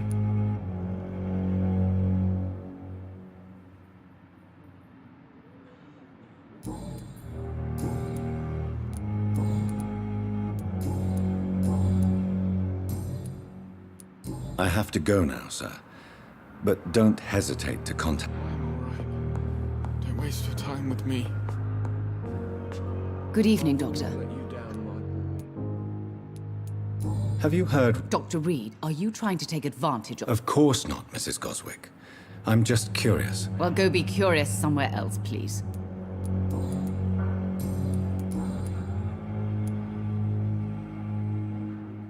Your son wished to die, Beatrice.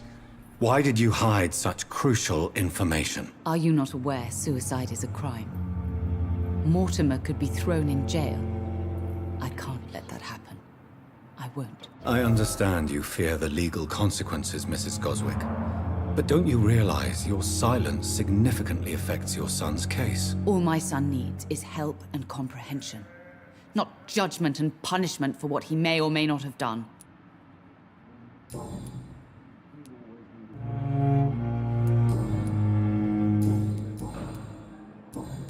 Goodbye, Mrs. Goswick. I'm all right. Don't waste your time with me.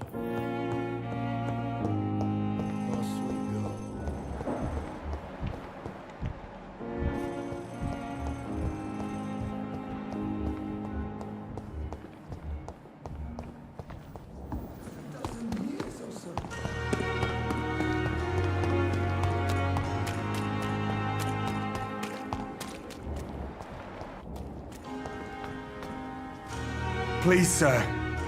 I need help bad. What's going on? I'm Blight, sir. Newton Blight. I've lost my mate. Can't find him anywhere. I'm Dr. Jonathan Reed from the Pembroke Hospital. Please, calm down and give me more details. Oswald and myself were both infantry, sir. We were en route for the hospital, but... well, we had a disagreement. And Oswald ran off towards the canal. How long have you been searching for him? I can't go there. Too many rats by the water. Fucking rats. Can't stand them since the war, sir. Can't stand them at all. Don't be ashamed, Mr. Blight. Many soldiers who survived the trenches suffer from musophobia. I'll see what I can do for your friend. What can you tell me about yourself? I'm Oswald's best friend. We served in the same regiment, sir. We've taken care of each other since we came back from the front. This is a dangerous part of town. What are you doing here? We were looking for the Pembroke Hospital. We both need help. Treatment, I mean. To get some sleep. Just need to feel better, sir. What can you tell me about your friend? His name is Oswald Thatcher. We survived the war together. Oswald is... nervous and quite fragile since we came back from the war. Where was your friend the last time you saw him? He went down by the canal. He didn't want to go to the hospital. I think he went to the sewers on purpose. So I couldn't go after him. I have all the information I need for now. If I find anything out about your friend, I'll let you know as soon as I can. Thank you, Dr. Reed.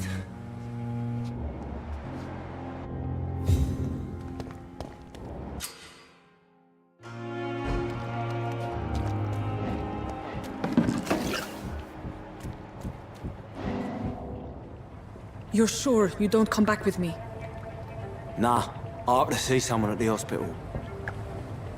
Be careful. You look so bad they may keep you as a patient. Fuck 'em.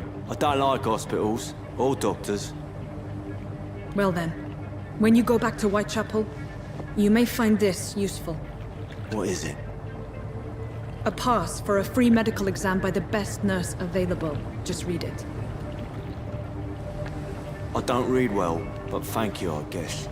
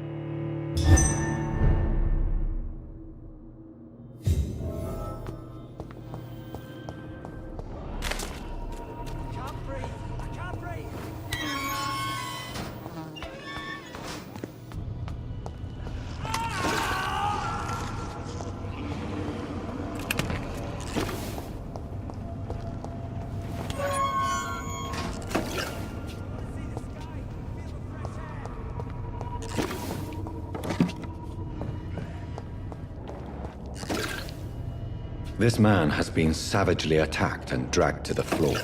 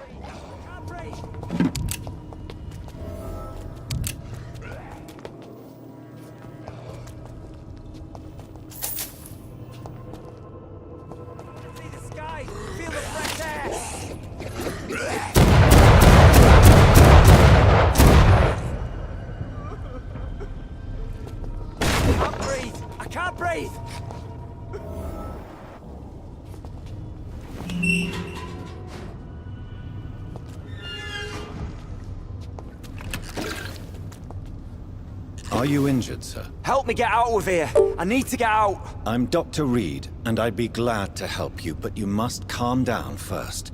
Please, take a deep breath and tell me your name. Okay. I'm Oswald Thatcher. Please, I need to get out. Mr. Thatcher, your friend Newton sent me to help you. Do you remember him? Yes, I do. Good. Now leave this place and enjoy the cool night air. It's quite invigorating. I'm sure you'll feel better if you do.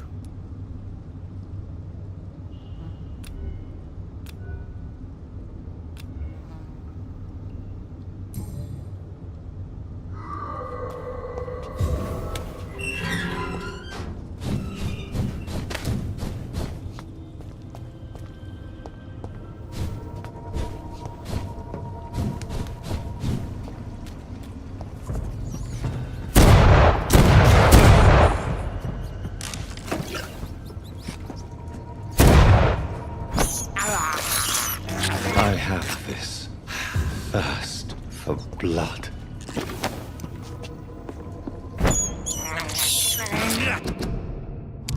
I can't believe I'm doing this.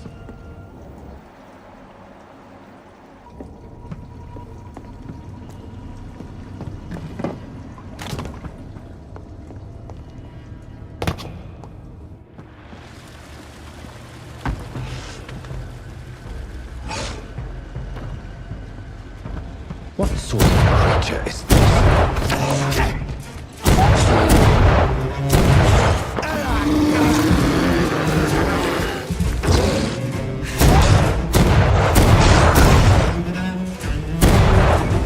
Here's what... Some voucher for a free checkup in Whitechapel. What is Nurse Crane up to? I really must find her.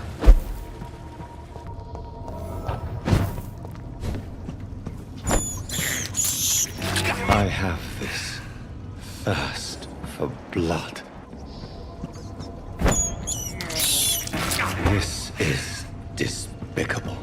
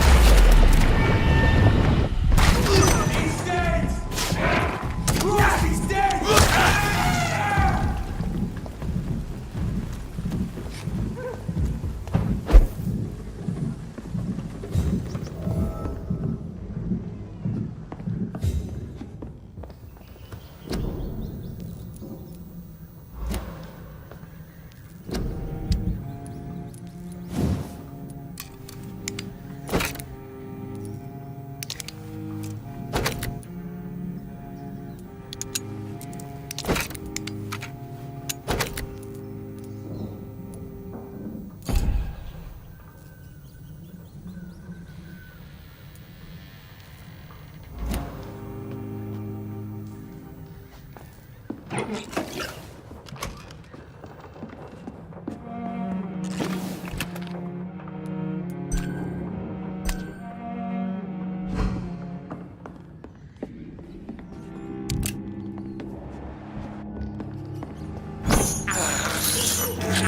have this thirst for blood.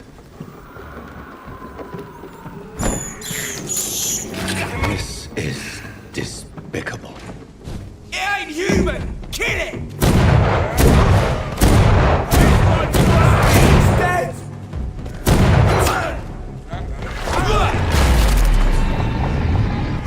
Anything fucking beast!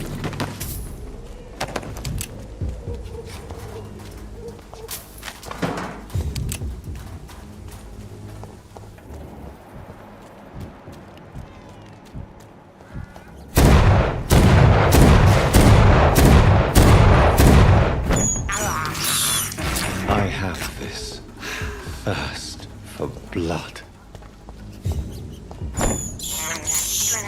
This is despicable. I have this thirst for blood.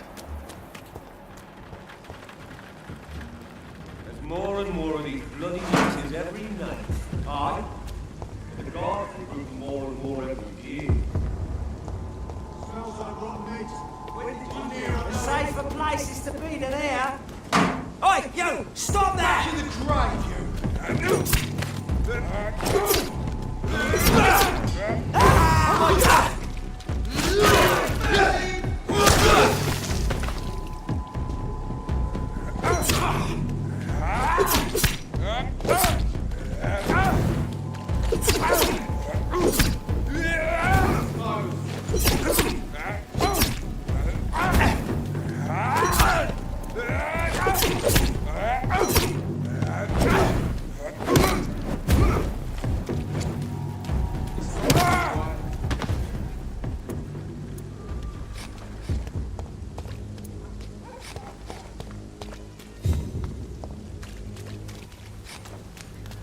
I cannot enter.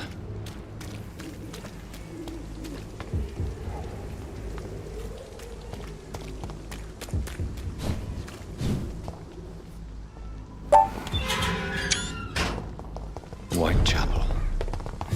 This neighborhood is linked somehow to the kind Lady Ashbury's blackmail. First, let's find this Petrescu fellow.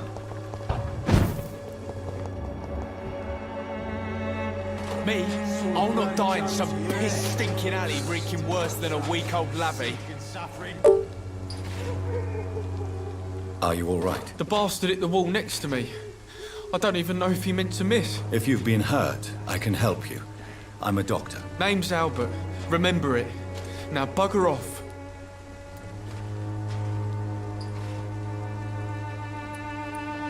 I found the recruiter you were expecting. He's dead, but he carried a note. The Wet Boot Boys have accepted your application. I knew it! I told you I was tough enough.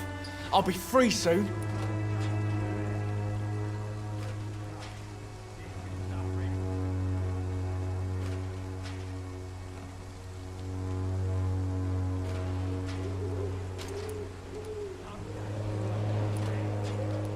This note was found on a dead man, Albert.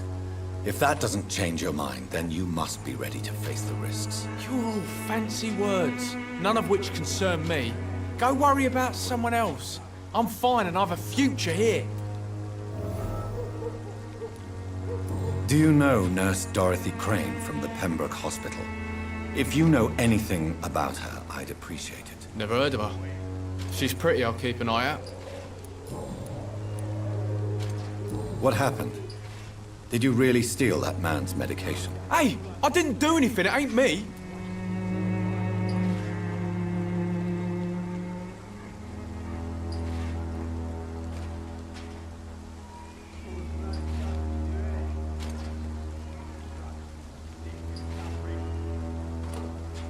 All right.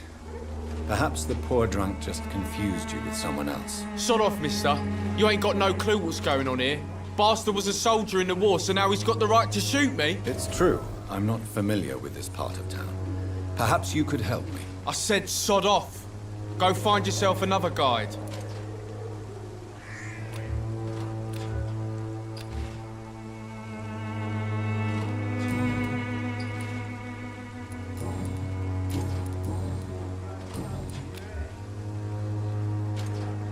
Do you need assistance? Please.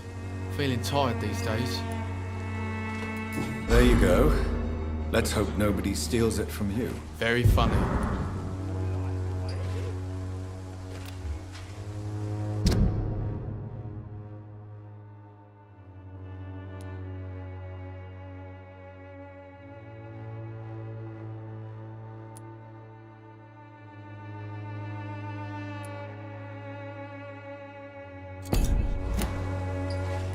Goodbye, young man. Me?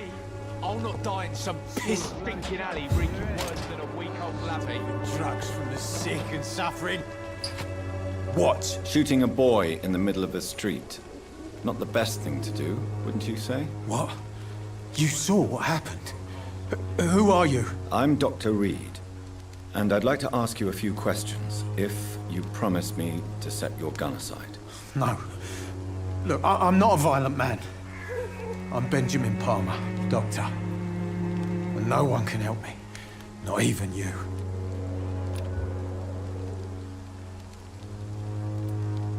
Do you know Nurse Dorothy Crane from the Pembroke Hospital? Have you heard anything? It's funny, I've been searching for her too. I need some pills. But the woman is a phantom, if you ask me. Really? And why is that? Word is she ain't real. She's a cover for some doctor who runs an illegal dispensary for migrants. What can you tell me about this place? Nothing to say, really. This is where I used to live, and this is where I live now. You don't have anywhere to go? No family that would welcome you? Not since the death of my wife, Albert's mother. She was sick, you see. Long before the flu and all this shit. You mean you used to have a better life? Yeah, I had a wife, a home, and a job. I even used to have a name. And now I'm just Ben. Ben the Tramp.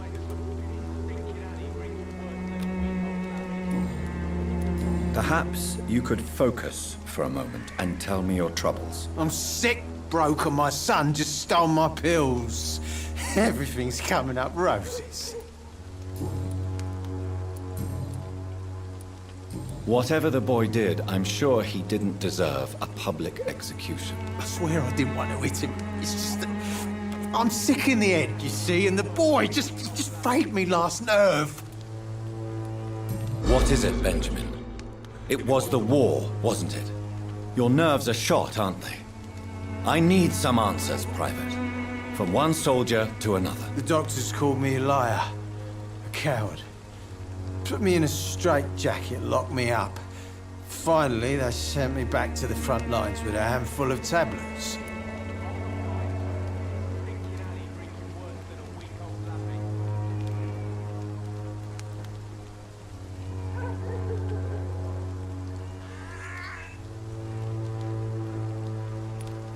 Yes. Sounds like shell shock. I've seen a few cases like yours. This is nothing you should be ashamed of, Benjamin. And it's perfectly natural in your situation. Not ashamed. I just need my pills. Peace and quiet, that's all.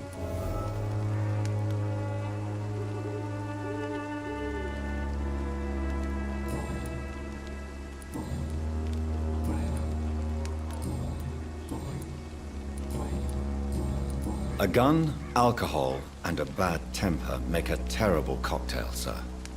Goodbye for now. Me? I'll not die in some piss-stinking alley reeking worse than a week-old lavvy.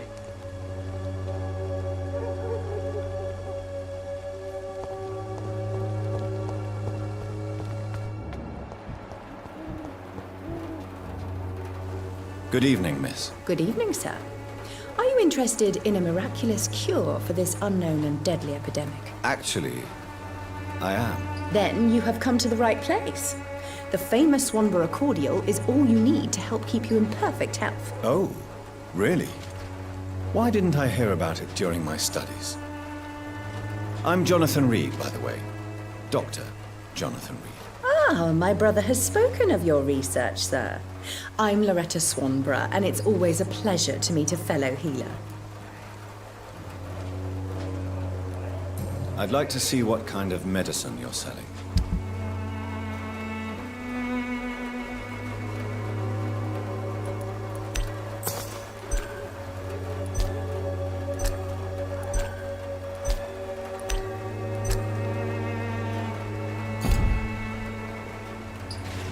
Good evening, my dear. Do you know Nurse Dorothy Crane? I don't like to talk about competition. Competition, you say? Never met her, but it seems she provides some sort of medical care to the poor. The whole thing has to be some sort of scam, if you ask me. Tell me, who intrigues you most in Whitechapel? The region itself is something to see, but I would say Camellia the mute florist who gives away her flowers.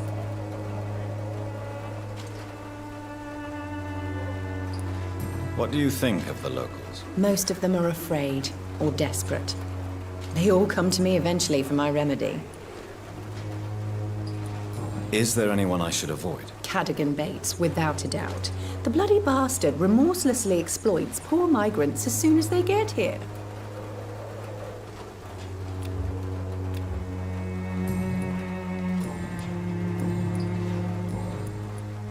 I'd like to see what... Good evening. Goodbye, Miss Swan. When science fails you, this elixir will give you faith again.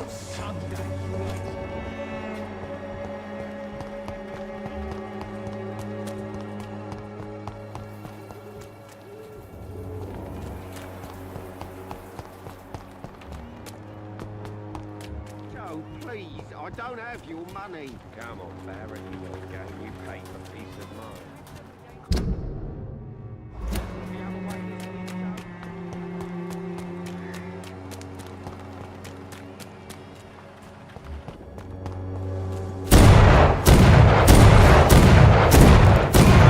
Fucking beast!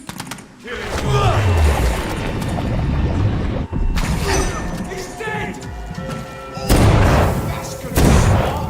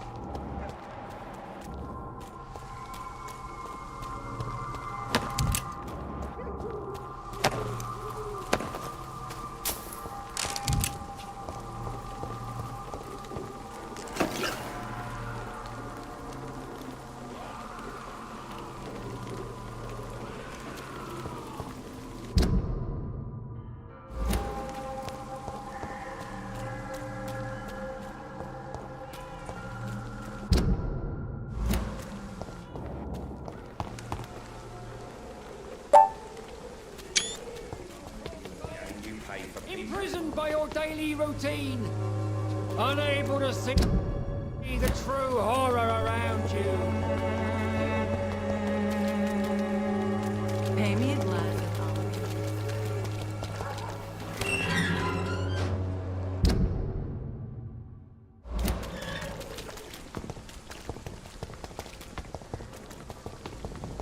There's more and more of these. Die!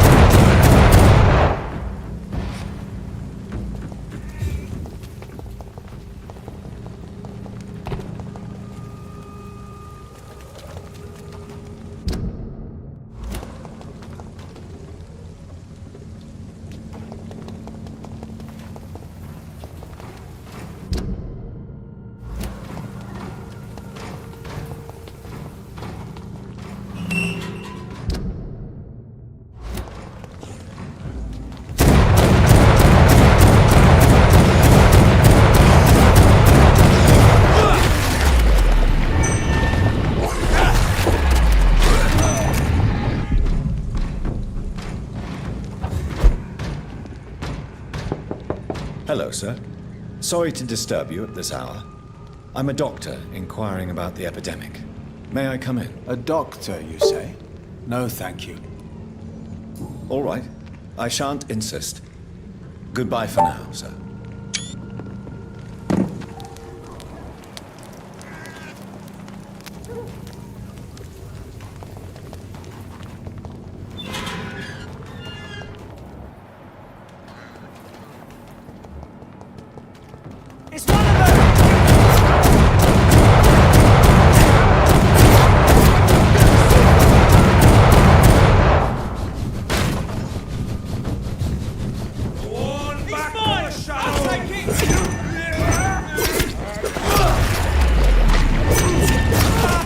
This man stunned me with his crucifix. This is not good news.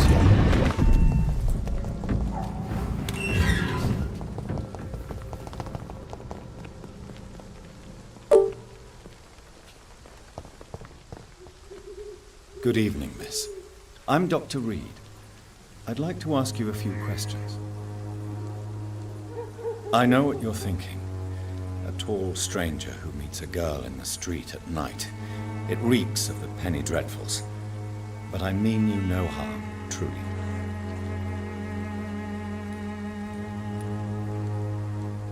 I know you understand what I'm saying. Your silence has nothing to do with you being mute, does it?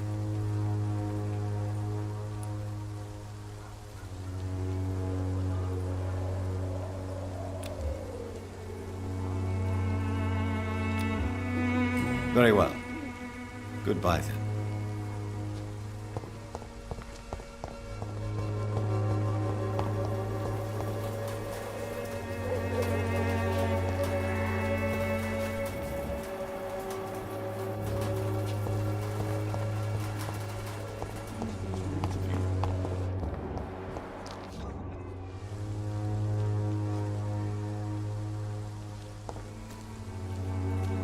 Excuse me, sir. Are you familiar with this part of town? Name's Clayton Darby, reporter. Sorry, I'm new to Whitechapel. But perhaps you could help me since you're a journalist. My name is Jonathan Reed. Dr. Reed, the famous surgeon. I'll gladly help if I'm able, sir.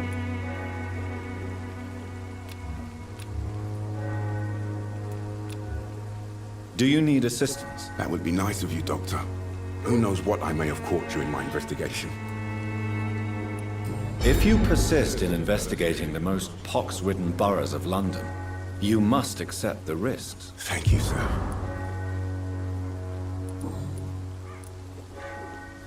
Why are the newspapers keeping silent about the Spanish influenza? It's as though none of you care. There's a war going on. People shouldn't be demoralized by news of deadly diseases.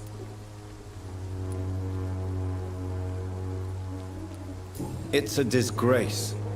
People are left to die alone. No one is properly informed of the risks. These are bad times indeed. So much for the glorious British Empire. What is a journalist doing in this borough after sunset? He goes where none of his colleagues would dare to go, to inform the country.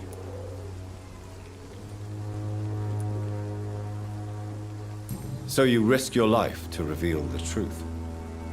I saw many reporters do the same during the war. Whitechapel is the crucible of so many untold stories and tragedies. I want people to know them. That's quite honorable of you. But is the public interested? Not at all, sir. And that's why I'm an independent journalist, hoping to sell some stories.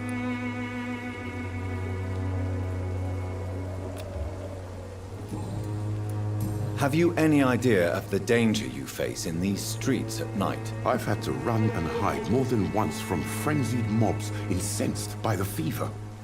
Do you think the flu is really responsible for this, Doctor?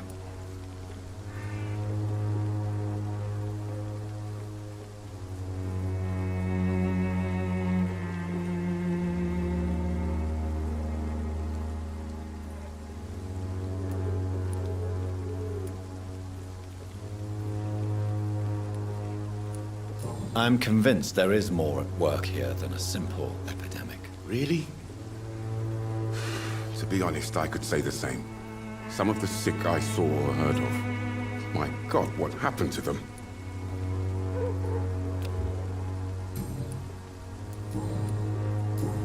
Goodbye, Mr. Darby.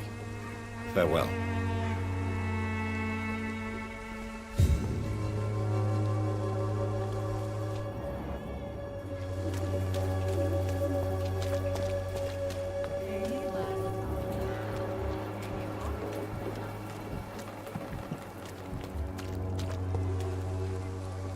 Don't be shy, handsome. What can Christina do for you? I'm not looking for what you're selling. But I'd like to ask you a few questions, if I may. I'm a doctor. Dr. Reed. All right then, but be quick. Though I usually get paid when I open my mouth. Do you need any assistance, Miss Popper? It depends on the price of your medicine. I am shocked that you would think I am that sort of man. Forgive my suspicion. I'm so used to liars with good manners. Thank you, sir. Do you need any assistance, Miss Popper? Your money is the only thing I need right now, Doctor.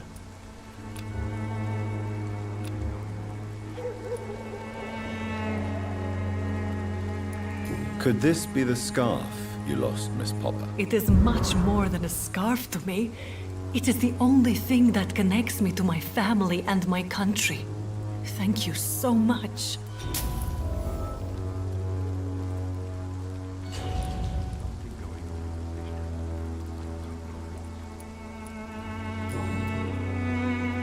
Clayton Darby claims he will expose the crisis in Whitechapel to all of London. Do you believe him? I believe Clayton's courage will erode with time, until he finally leaves Whitechapel to start another fight somewhere else. Why this skepticism? How can you speak about starvation if you've never been hungry? Or about poverty? Or anything else you have never suffered from? Are you talking from experience? I've seen your type come here to get a good fuck in a cheap room or a dark alley before going back to their fancy houses in the West End. Christina, have you been examined? The epidemic is spreading fast in London, and you could be exposed, or expose others. I don't like doctors or hospitals, but I don't like you asking questions. Considering your line of work, I assure you it is only a matter of time before you have health issues. If it is going to happen, it will happen. Right now, I need money. That's what's important. You can put your own life in danger, that's your decision. But what about your clients? If you're contaminated, you will put them in danger too. And you think that would worry me? If you knew the men I deal with, their health would not be what you'd worry about.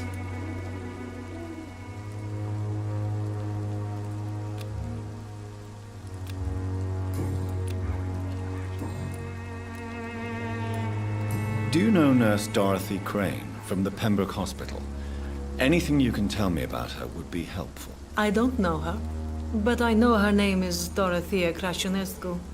She came from Romania like me and many others. You seem to respect her. Dorothea helps the sick people of Whitechapel. Everyone should respect that.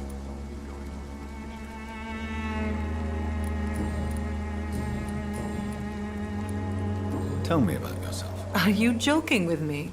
People don't usually come to see me for conversation. I have no interest in your work. I am, however, curious as to what led you into this career. Short story. The war, exile, and England. This country is not especially welcoming. I've been refused many jobs because of where I am from. I had few options left.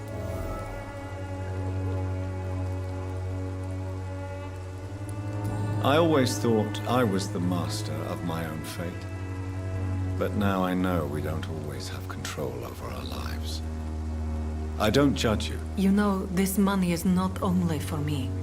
I have good reasons to need this money quickly, but it is not your concern, Doctor. Goodbye, miss. Take care of yourself as best you can. Most of them don't speak English.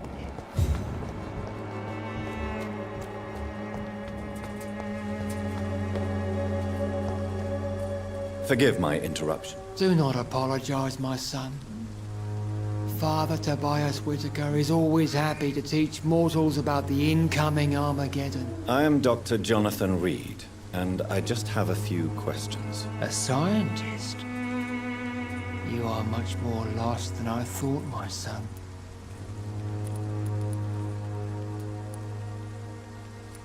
Do you know Nurse Dorothy Crane from the Pembroke Hospital? I'd like to know more about her. I don't like the liberal ideas of nurses, but I especially abhor that Nurse Crane you mentioned. So, you're not exactly a fan of Florence Nightingale's work.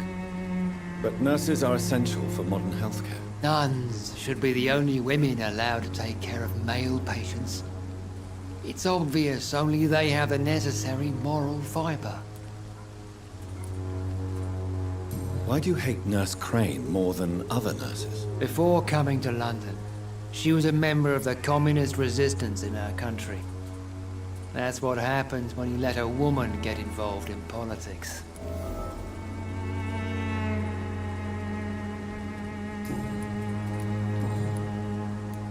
What do you mean when you say that I am more lost than you thought? All scientists are entangled in a world of causes and consequences. Quite a judgmental opinion, if you ask me. But what do I know? Blinded by science as I am. But you are seeking answers, aren't you? Answers about the Armageddon about to strike the city. Answers about the hidden truth. Well, I suppose I can spare a few minutes listening to your so-called truth. As a doctor, you must be aware of the decimating epidemic. But let me tell you that this so-called Spanish flu is just the beginning of the end. What do you mean? The beast is finally revealing itself, corrupting the flesh and the heart of men. With my own eyes I have seen them, those minions from the abyss.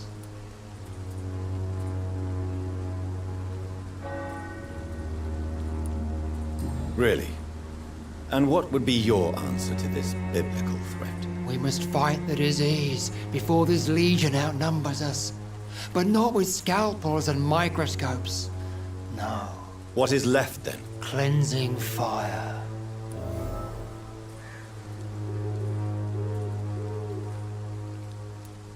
Tell me, Tobias, what exactly is your plan concerning the cleansing of this city? God will recognize his own. More than once this city has risen from the ashes, hardened and purified by the flames.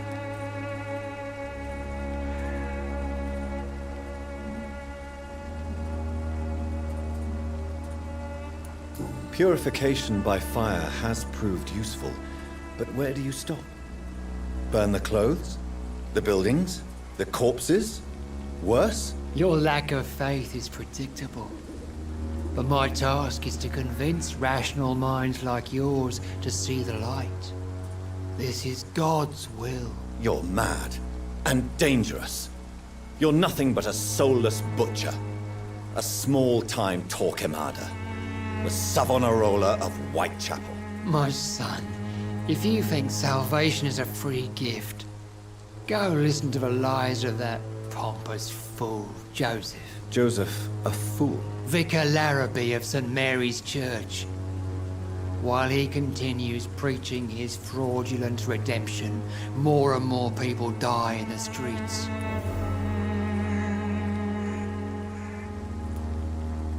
What do you mean when you say that I am more lost than you thought? All scientists are entangled in a world of cause. Quite a judgmental opinion. But you are seeking a... I am. But the answers I seek are based on facts, not superstition. What do you mean? Quite... Well, what do you mean? The beast. I have heard enough.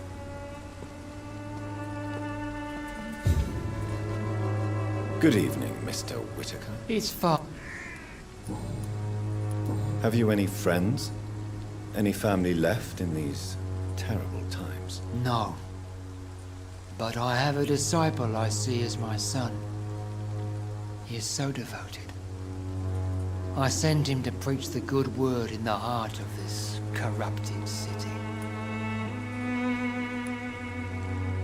You sent him on some preaching crusade during the epidemic. As a true believer, Samuel will fear no evil while he walks through the valley of the shadow of death.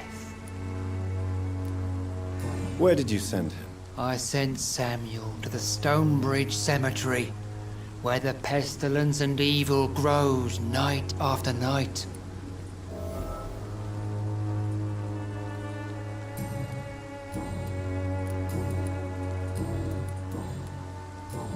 I have heard enough for tonight. Goodbye.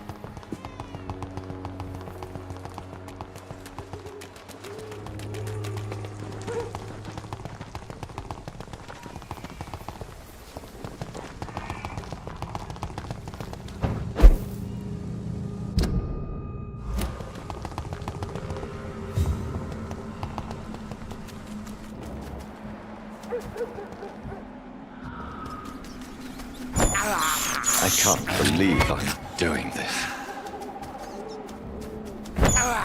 I have this thirst for blood.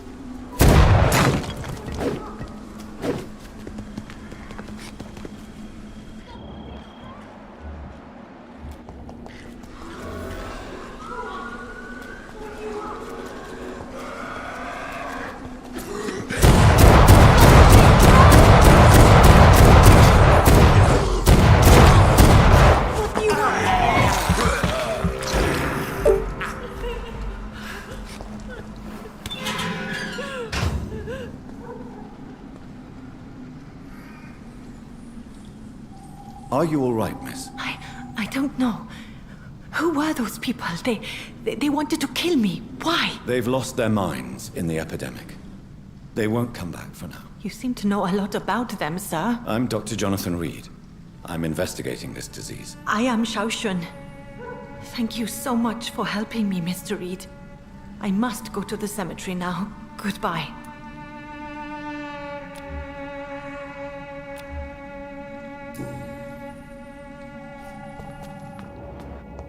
carnage.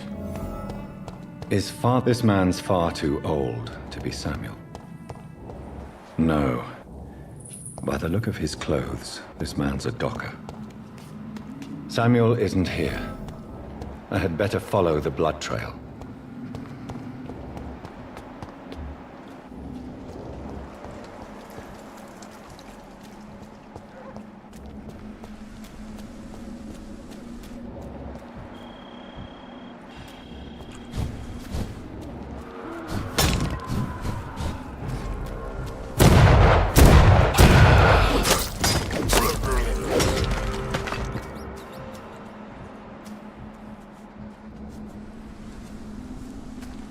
I can't believe I'm doing this.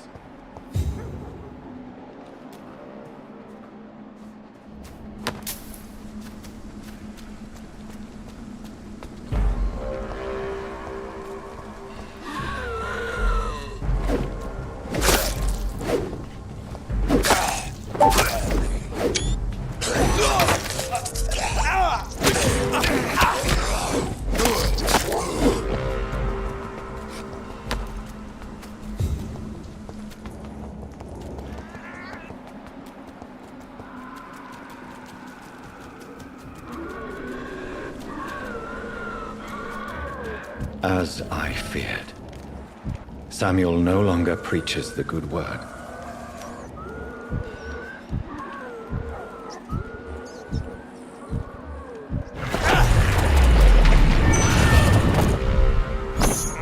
I have this thirst for blood. This is despicable. I can't believe I'm doing this. This is despicable. I can't believe I'm doing this. I have this thirst for blood.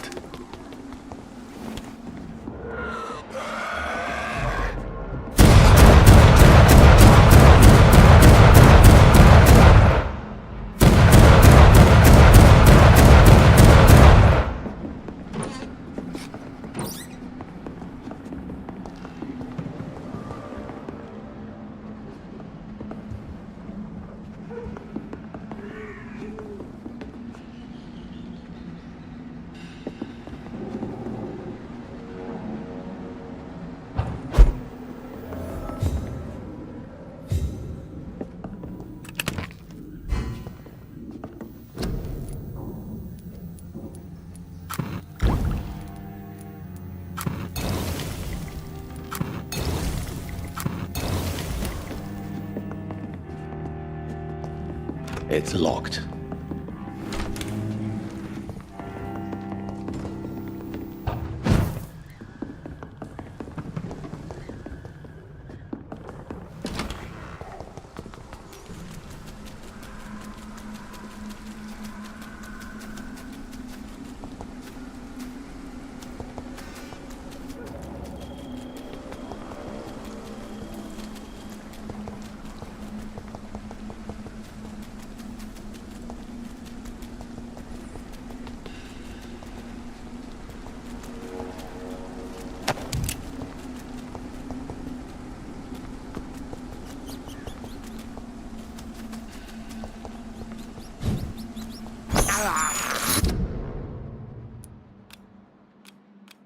This is despicable.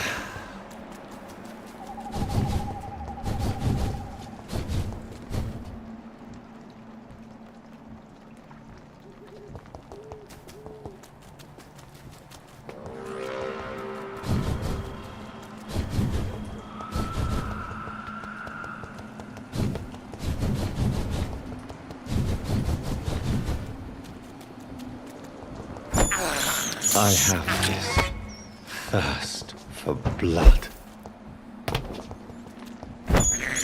I can't believe I'm doing this.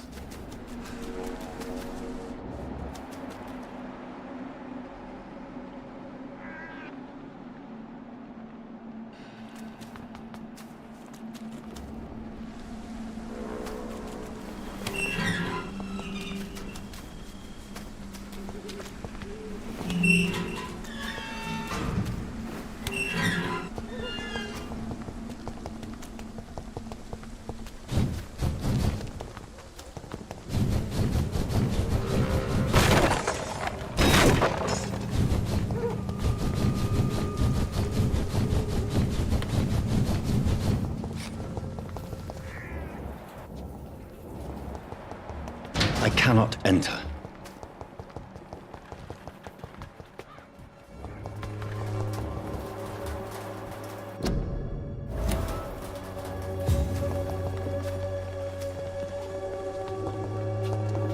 Hello again, miss.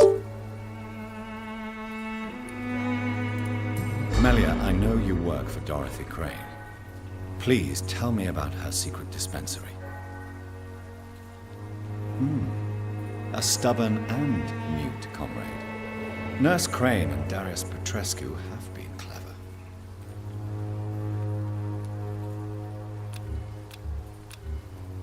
Very well. Goodbye then.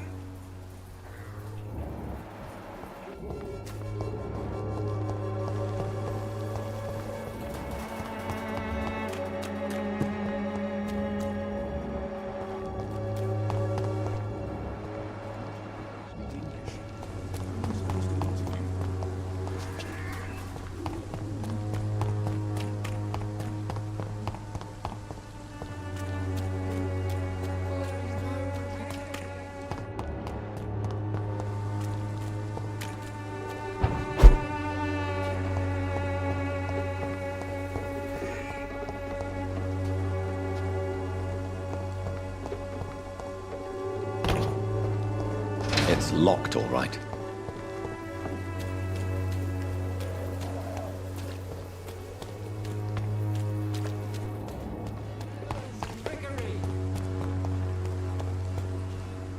Good evening, Mr. Whitaker. It's Father Whitaker, my son. So, are you still lost in your rational delusion? I have found Samuel, your disciple. I am afraid I have bad news. I already expected the worst. He should already have come back. He is dead, isn't he? Yes, he is now. The epidemic took him. Samuel steadily made donations to our cause. He would have rewarded you himself if you'd found me in that awful cemetery. Please accept this. Your disciple, Samuel, stole from the dead in Stonebridge Cemetery. I have proof of his crime and proof of his death. No! Samuel was the best of us. So devoted, so zealous. He gave all he had for the cause. He tirelessly preached the good word. Your precious Samuel used you. He was an immoral crook. If that's true, then he will be my burden to bear during this endless night. He defiled the dead with his petty thefts. That's how he financed your misguided crusade. Think what you will. When this city is saved, he will be praised for his devoted fortitude. He walked boldly into the mouth of abomination. Your precious Samuel used you. He was an immoral crook. If that's true, then he will be my burden to bear during this endless night.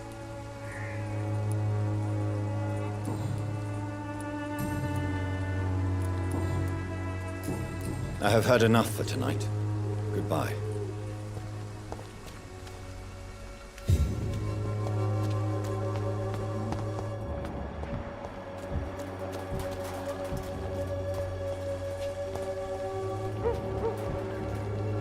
Excuse me, sir. I have a few questions for you. Another journalist? I didn't answer the first one, so piss off! I'm not a journalist, I'm a doctor. A doctor, you say? It's quite a rare breed in this part of town. Really? But still, here I am. Dr. Jonathan Reed, at your service. I'm Joe Peterson to some, but Colossus Joe to most. And I don't remember asking for your service, sir.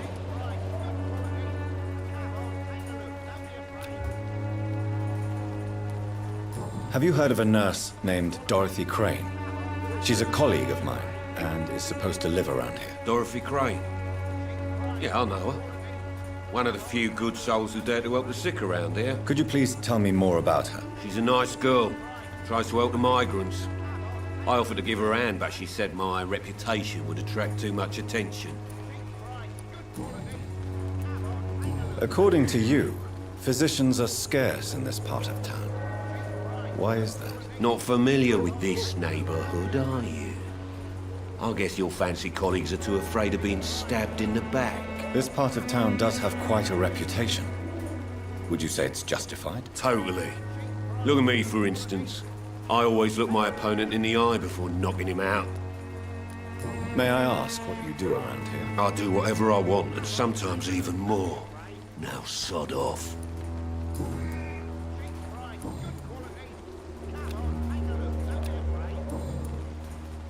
Goodbye, Mr. Peterson. Good quality. You Come again? on, take a look. Don't be afraid. Goodbye, Mr. Cheap price. Welcome, sir. Please, take a browse of my wares. I am Dr. Reed. I would like to ask you a few questions, if you don't mind. Doctor? Interesting. I'm Barrett Lewis. Usually I don't have time to waste with talk, but at this hour of the night I can hardly refuse. Right then. Show me what...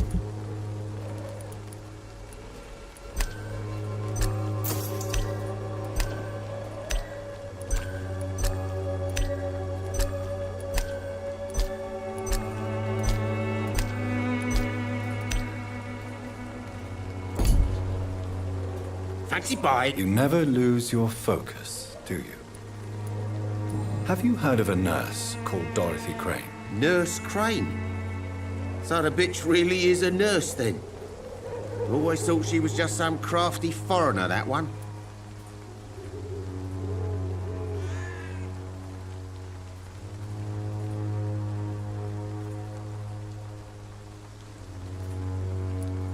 Yes, she's a nurse, and quite a good one.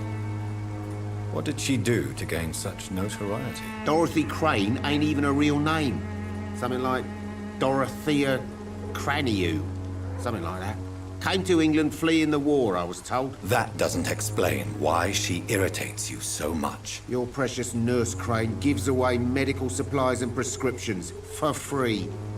I offered to sell it for a fair cut, but no. Miss Crane wanted to play the quiet saint.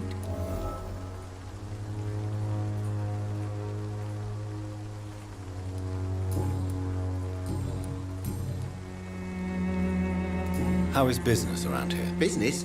I had no business. Between this racket, theft, and customers getting scared, I'm losing money every day. I see. Sounds like you blame someone in particular for your situation. It's no secret Joe Peterson spends his time harassing merchants. But with me, he's trying to put me out of business once and for all. As a merchant, you see Whitechapel every day. Have you noticed anything out of the ordinary recently? Well, you mean besides the epidemic, the war, and all the usual crap? As long as I can remember, this part of town has been a bottomless pit, and no sign of the bottom yet.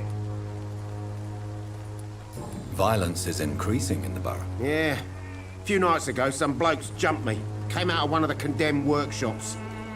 Fever, madness, something like that. Where did this happen? Why did you go there? In the closed workshops nearby. I worked there as an apprentice in better days. Now I only go to find trinkets or tools. Too bad I was mugged, though. There was good money in that little box of loot I lost. Have you been hurt? No, but that's only because I ran like hell. Those men were raving lunatics, I tell you. Not even able to speak anymore, just screaming.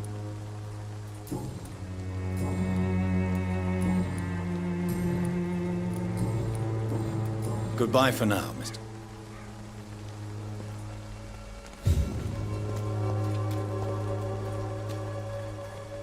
You again? What do you want?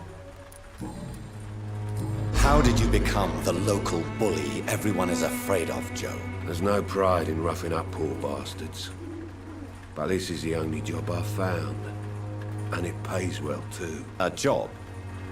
So you're racketeering for someone else? I got enlisted by the Wet Boot Boys, a gang from the docks. I'm their muscle for their dirty work.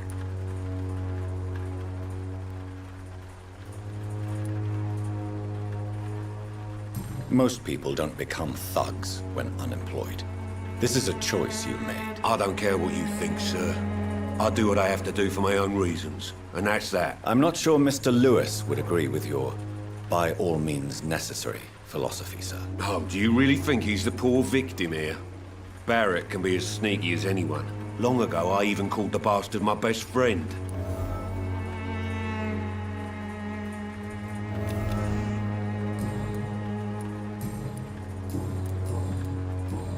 Goodbye, Mr. Pete.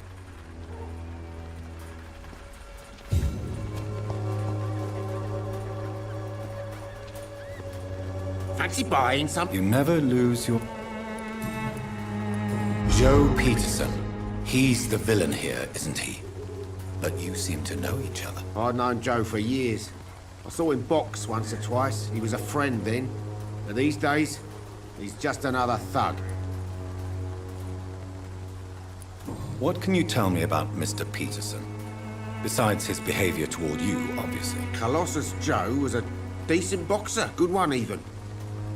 But after his wife passed away, he found every excuse to stop training. Just wanted to pick fights with everyone.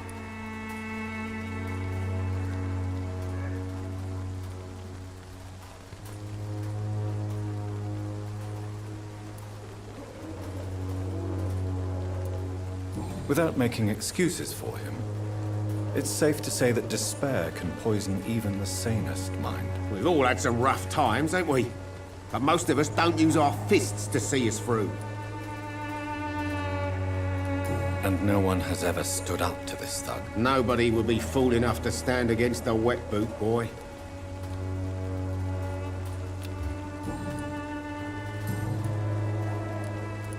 Right then. Show...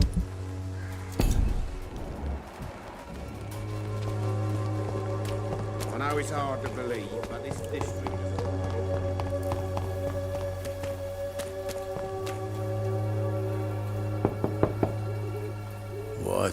What do you want? Leave me alone. Good evening, sir. I'm Dr. Reed. I'm looking for Nurse Dorothy Crane. There is no Dorothy Crane here. Now goodbye. I'm afraid this medical leaflet says the opposite, sir. Really? Well, I'm afraid I'm going to close this door right now. Go bother someone else, Mr. Doctor. To enter that house, I must discover who this man really is. Maybe I could start by observing what he's up to.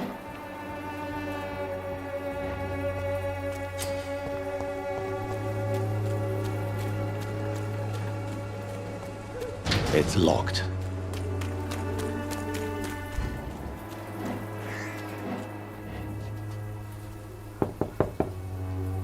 No one's there.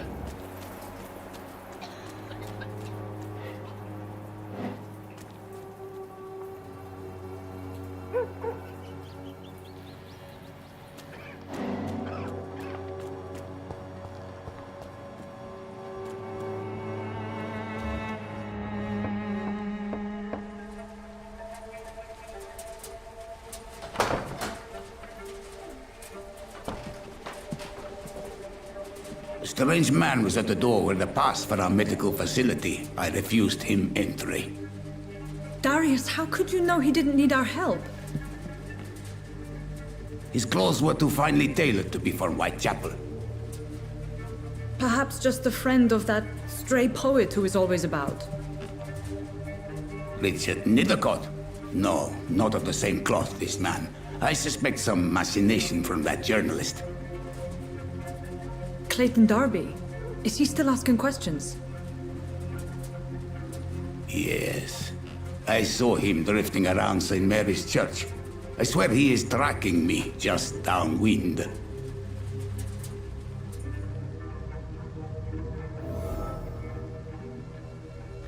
I must talk to that journalist or the poet. They must know about Darius. Nearby the church they just mentioned.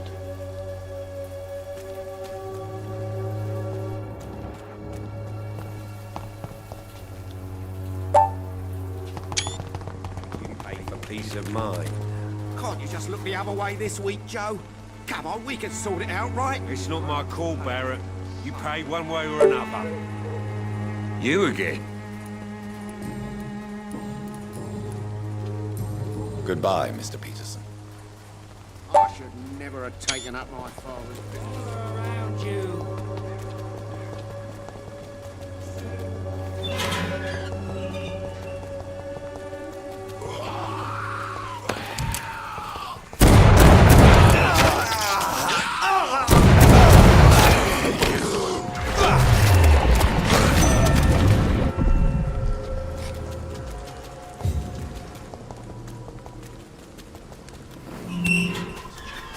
Angel-made flesh, I tell you.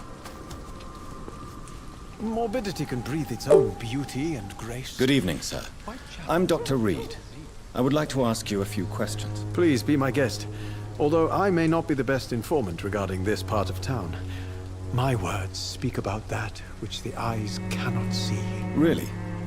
Are you an artist of some kind? I'm a poet, sir. Richard Nethercott, at your service. May I ask what you're doing at this hour of night, sir? Do you live here? Not at all. I'm just enjoying the pleasure of a quiet walk. Though night talks are always preferable, if you ask me. Especially with strangers.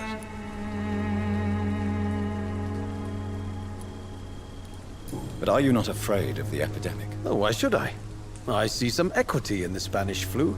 No flesh should be saved, say the scriptures. Good or evil, rich or poor, all are equal in the eyes of the flu. If you say so. But as a physician in a time of epidemic, I must caution you to avoid unnecessary exposure, sir. Thank you, Doctor. But we both know the seeker of truth has to go boldly where the weak dare not. Are you aware that your life could be in danger in this part of town? But this is where I must be to feel the real beat of the city. I had to come, see it for myself, alone. I understand your need for solitude, but it's not safe around here. I don't care.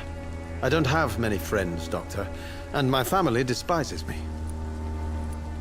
If some misfortune came upon you, who would be here to help you? Well, you, for a start, my dear Doctor. Do you need medical attention, sir? It may be wise to let you prescribe me something. I don't feel like I should.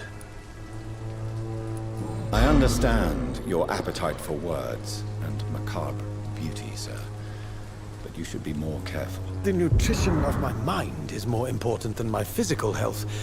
But I appreciate your concern, sir. Tell me, Mr. Nethercott, why seek inspiration in Whitechapel? The place is not beautiful per se, but how to explain it? Stirring and challenging.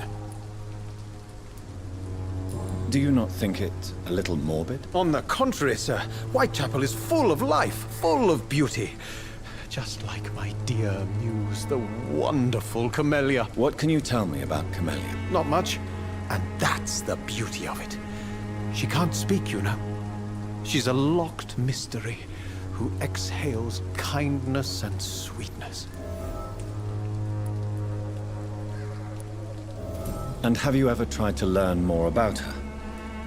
Where she lives, how she survives, whom she may know? Maybe I prefer she remains an enigma. Reality can be so dull, don't you think?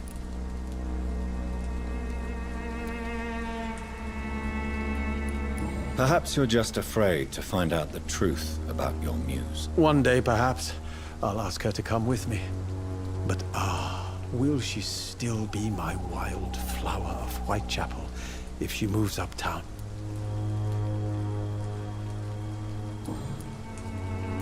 In what way, exactly? The struggle by gaslight, the barren smiles and the arid hunger under the rain. If you say so. Such vibrant antagonism and vivid paradox. The stripped humanity raged across each street. Vivid, of course, yes. And what about the poignant distress? Oh yes, the poignant distress. You see what I mean, don't you? That's what I want to write about, and that's what Whitechapel is made of.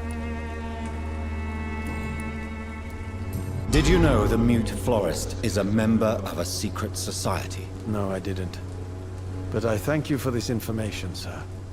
for it only enriches the mystery surrounding the precious camellia. Are you not curious? Is there not more you wish to know? That girl has not an ounce of malice in her. Whatever she may be hiding, it's certain to be for the benefit of most, if not all. I fear you are a hopeless romantic, Mr. Nethercourt. Guilty as charged, Dr. Reed.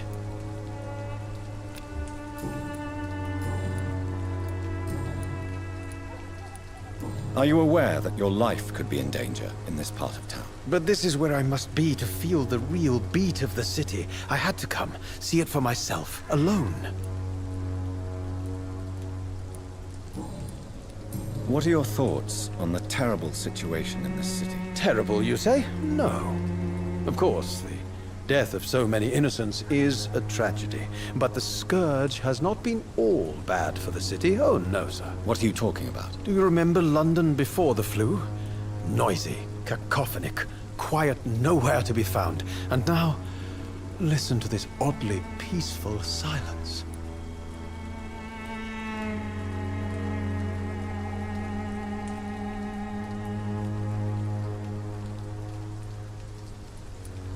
Yes. The enjoyable silence of the grave. You have a unique perspective on the situation, I must admit. Most people fail to understand my perspective. I don't blame them. But how could I call myself a poet if I veiled my feelings?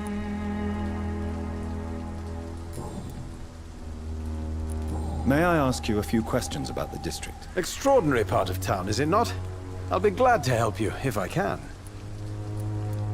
I'm looking for Dorothy Crane, a nurse who lives in this vicinity. Dorothy Crane. Oh, I love the name. The Crane of Whitechapel. Sounds very mysterious. But, sorry, no, never heard of her. What can you tell me about an old man called Darius? Darius Petrescu? Yes, I know him. At first, I thought he was only a small publisher. I invited him to publish my work, but his reaction was pretty clear. Not interested in your talent? Darius is an old political activist who takes delight in printing tracts and lampoons. Those communist activities only require mediocre writing skills.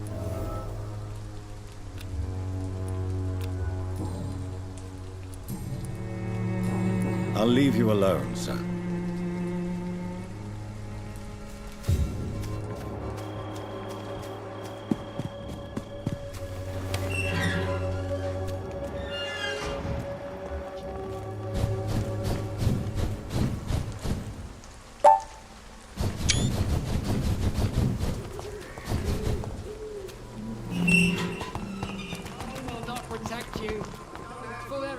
Protection against malevolence and trickery.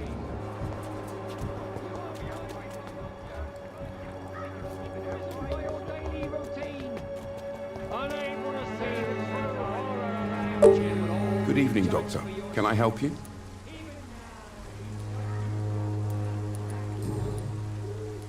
Christina Popper claims she sells her body because she can't find any other work. Do you believe her? Of course I do. Her story is exactly what I want my readers to understand. We live in an intolerant and divided nation. Do you think things will ever change, Mr. Darby? I believe the situation can only improve. And now that women can vote, I'm convinced things will change.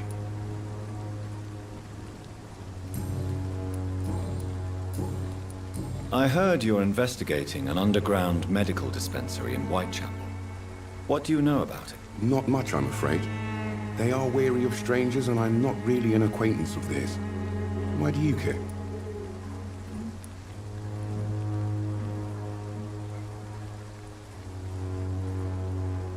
I'm afraid one of the nurses from the Pembroke Hospital may be involved with unsavory activities. Ah, could it be Dorothy Crane? Without a doubt, you are a damn fine journalist, Mr. Darby.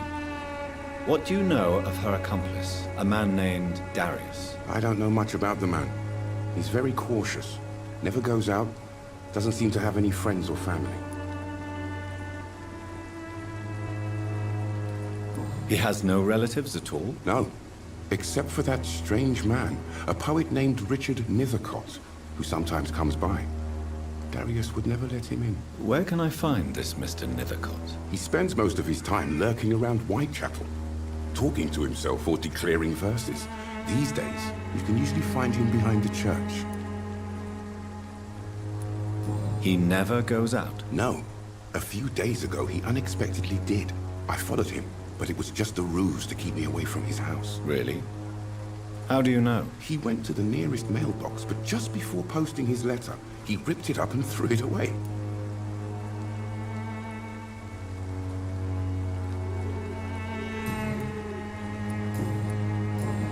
Goodbye, Mr. Darby. Farewell.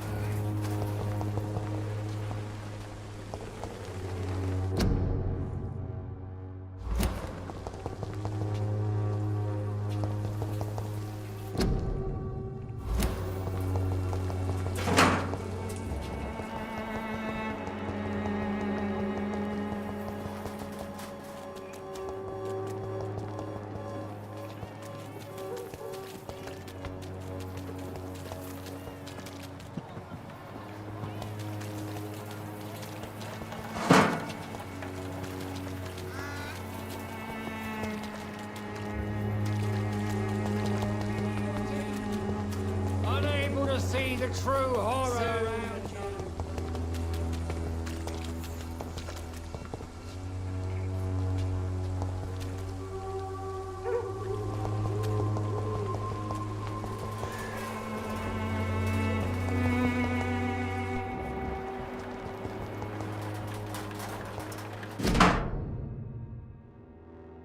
The content of Darius' letter to his children could give me more. Darius is a bit less of a mystery now.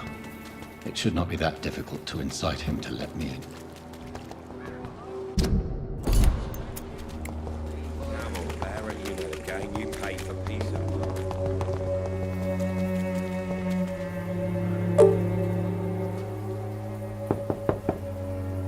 Mr. Petrescu, just 1 minute, please. You again. Go away.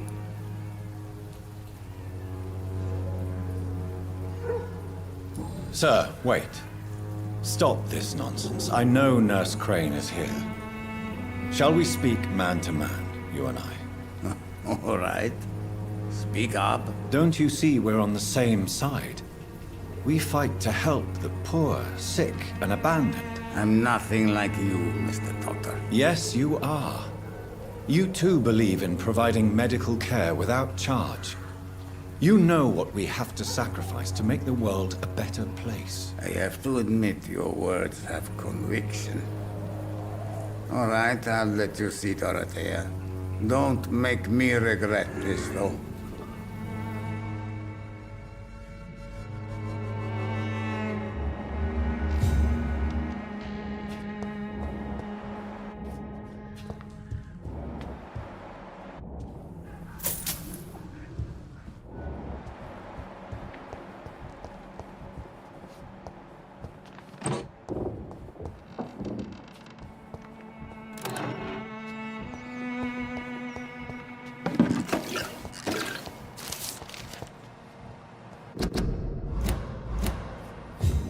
It's locked.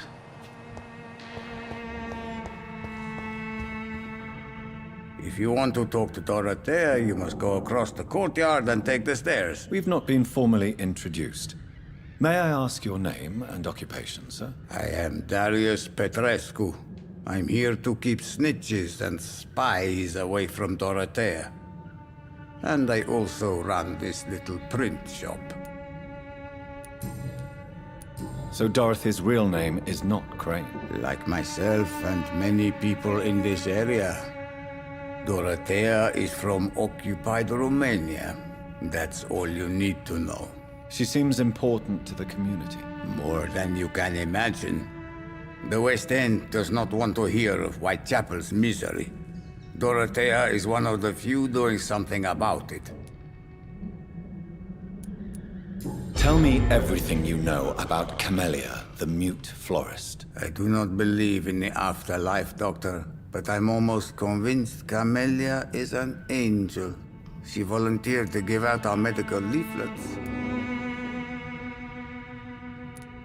Are you not worried for her safety? She is as brave as she is tough, and clever, too. If only I had met her when I was younger. Are you in love with Camellia, Mr. Petrescu? Don't be stupid. If I had met her when I was younger, we could have won our revolution.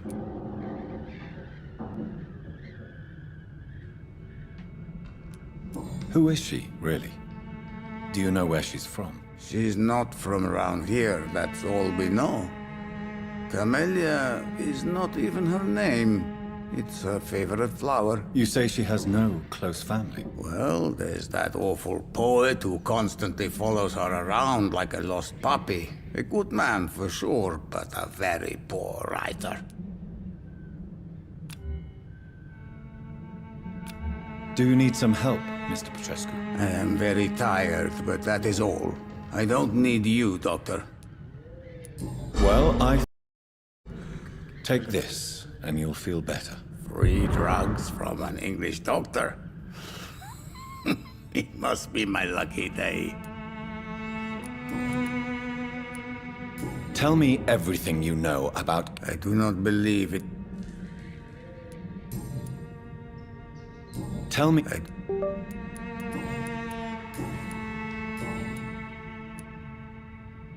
I know you fought for your country when it was occupied, Darius. Tell me more about it. I know my days are numbered, and I know I won't see my homeland again. But I fought for Romania all my life, and I will until my last breath. But Romania escaped the grasp of the Austro-Hungarian Empire. It's a free country again. But it's not the country I fought for. My homeland is not appeased, Doctor. And I still see a dark future ahead for my people.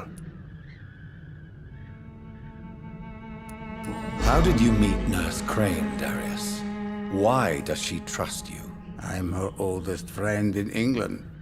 Dorothea and I share many ideas about this country and about the country we left. You mean occupied Romania, don't you? Even if not directly, I fought against your enemies. Really? Then perhaps you have more in common with Dorothea than meets the eye, Dr. Reed. Do you have any family left, Mr. Petrescu? Children or grandchildren? Who knows? I have abandoned my people for so long, they might as well be dead. As dead as I am for them, I suppose. Don't be embarrassed, sir. If you must know, my own father disappeared many years ago, and I forgave him. It's quite awkward to talk about our families like this, but... Thank you, Dr. Reed. I appreciate your trust. This war won't last forever. Did you ever think of returning to your country now it's free? No. I have taught strength and determination to my sons and daughters. I'm an old, dying man who only has memories of better times to cherish.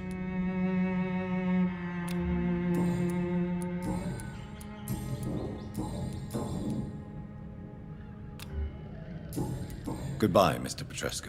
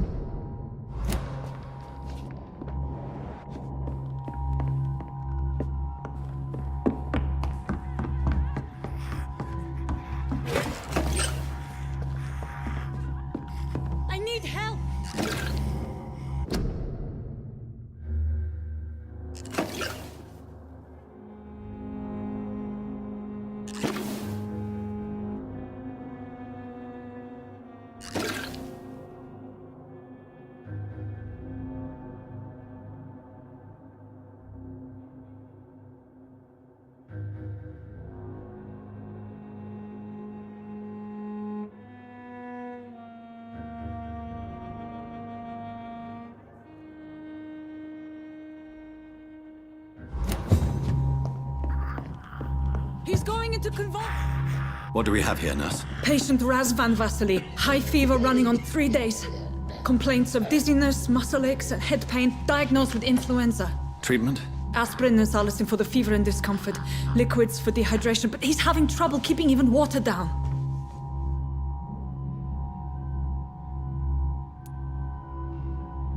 Thank you, nurse. Anything else I should know? He did lose consciousness this morning, but he's never had convulsions like these. He's not convulsing, he's choking. He's not getting any air. Scalpel! Hand me that scalpel! What can I do, Doctor?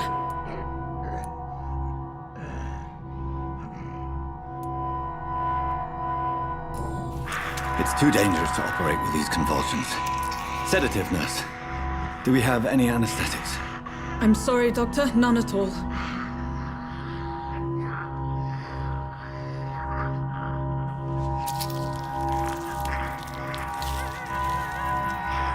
I need to perform a tracheostomy. Short pipe. That rubber tube will do. We're going to cut a passage for air through the neck. Yes, Doctor. He's breathing again, but he's coughing up blood. Internal hemorrhaging. I need to make another incision into the chest cavity to drain the fluids from the lung. Prepare another tube. A thoracostomy? Doctor, we've nothing to fight the infection. We need an aseptic environment. Right then, Nurse Crane. What do you suggest we do? I've no idea. I'm not the doctor. Time is of the essence. We need to perform a thoracic drain. Yes, Doctor.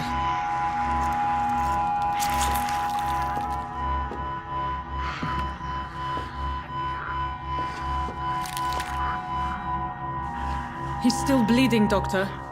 I'm losing his pulse. The drain must have punctured the intercostal artery.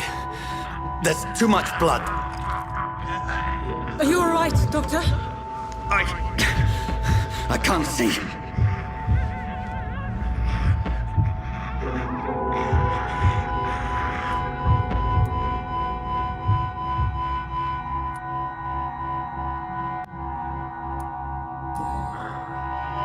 I must first suture the artery. Find the wound. The source of the blood. Needle and thread, Doctor. Good. The stitches are holding. How's he doing? We're losing him. We've lost his pulse. He's dying, Doctor!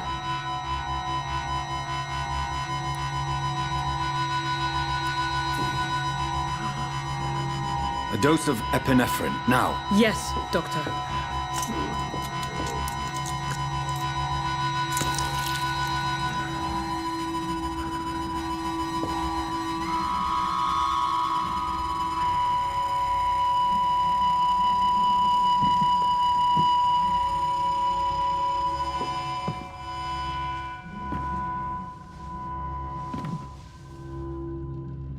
We've lost the pulse. He's gone, Doctor. Nurse, we did everything we could. Truly? Everything you could? Is that how you'll report this in your log? Is this how the war went? Piling up one poor corpse beside the next? This was not an influenza-induced seizure. I've never seen symptoms like these on the continent. Neither have I. But the previous symptoms leading up to this attack were the same, indistinguishable from the epidemic. No. There was something more vile in these reactions. Something primitive. There have been numerous reports of mental breakdowns caused by the fever that accompanies the flu itself, Doctor. Yes, but... I'd best take some samples of the blood for analysis.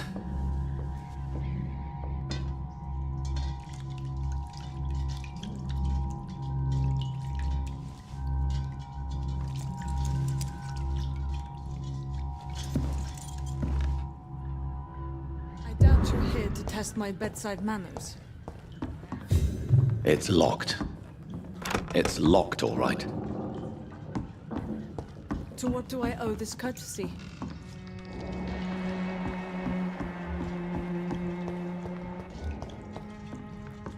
I suspect it was more than intuition alone that led you to us.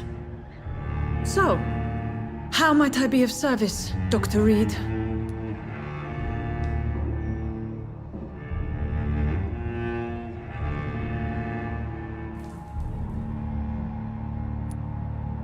I've come to put an end to this insufferable blackmailing, Dorothy. Doctor, you think your warnings scare me? I've stolen and plied, blackmailed and lied, but what else am I to do? I'm all these people have. But why Lady Ashbury? Why her, of all people? She's pristine and proper, all right. But that she-wolf in sheep's clothing murders the poor for sport. I have her where she belongs, and I'll milk her for all she's got. Dr. Swansea is a sensible and honest man. He wouldn't have refused your friend's care at Pembroke. It's easy for you to say, Doctor. These people cannot go to the police, nor to the hospital. They don't even speak English. They depend on me for everything.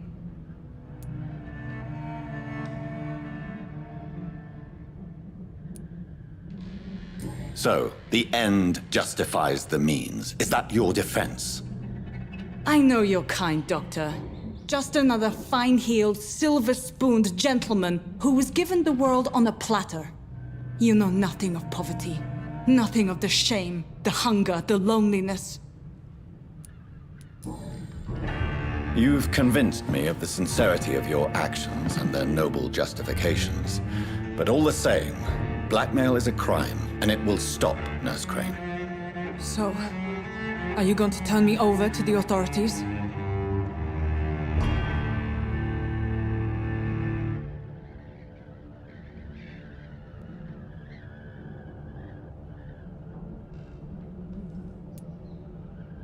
Listen very carefully, Dorothy.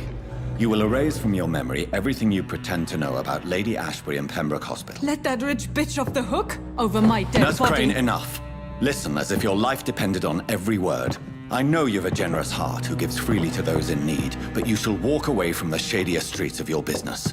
I will never abandon... Dorothy, the discussion has come to a close. Your clandestine activities in the Resistance are over. Let it go. I'll let it go. Yes. All gone.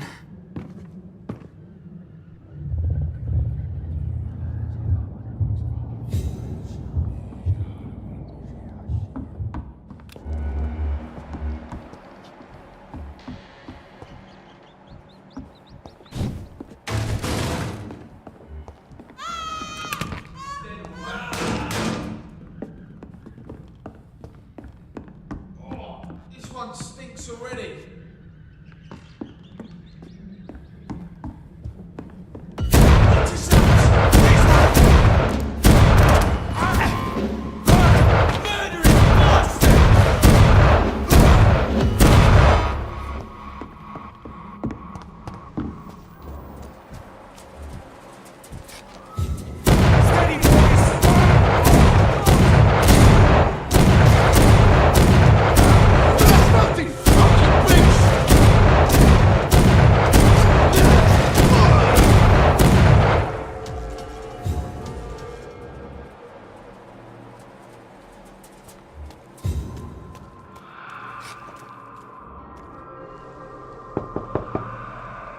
Hello, Mr. Petrescu. Hello, Dr. Reed. Come on in.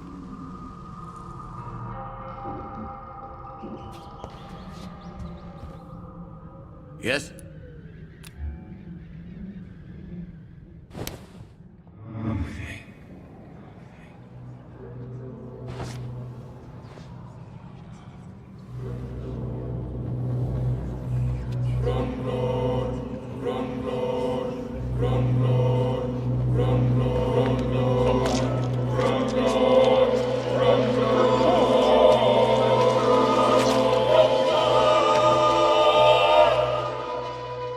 Who will assist Dorothea helping our comrades now that I die?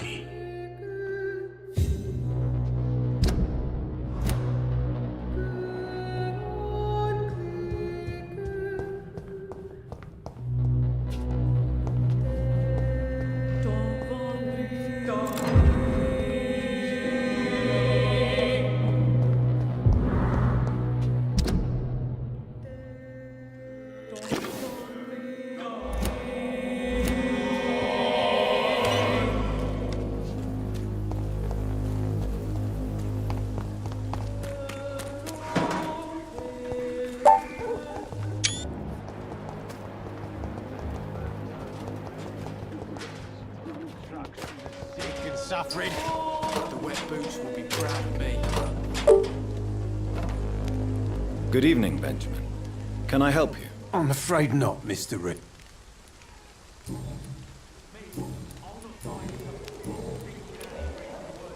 You don't seem well, Benjamin. Do you need any help? I always feel ill, sir. It's like I'm never right. I can try to help your body heal, sir. But you must stop destroying it. The war destroyed me, Doctor.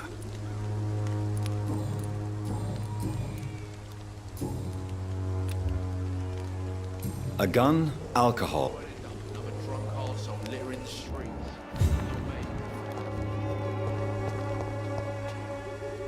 How are you? I'm not your boy, all right? Now piss off.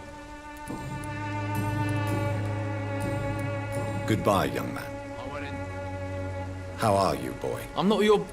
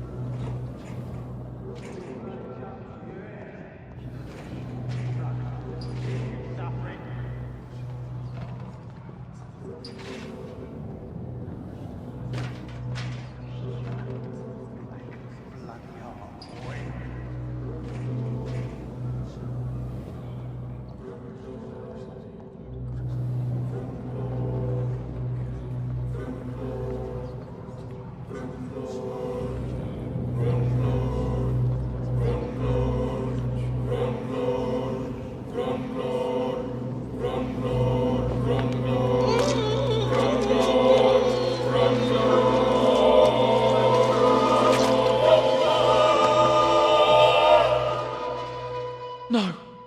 Not now. Not me, please. I'll be good.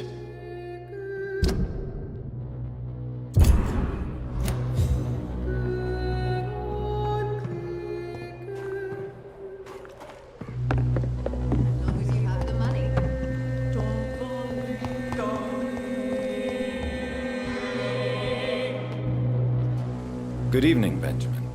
Can I help you? I'm afraid not, Mr. Reed.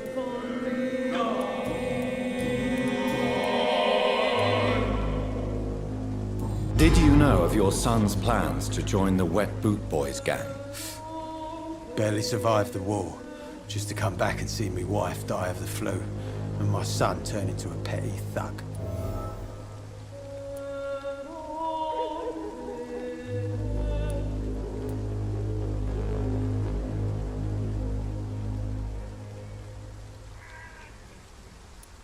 Protect your son, Benjamin.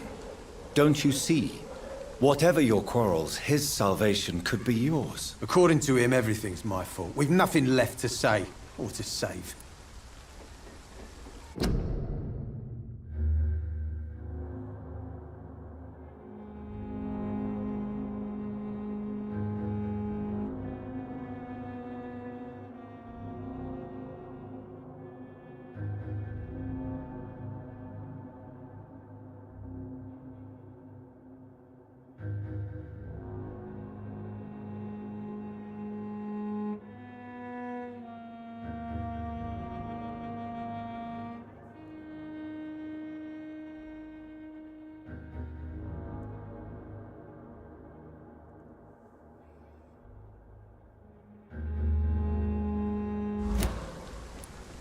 Your suspicions concerning Albert were legitimate, but were you sure he was guilty when you shot him?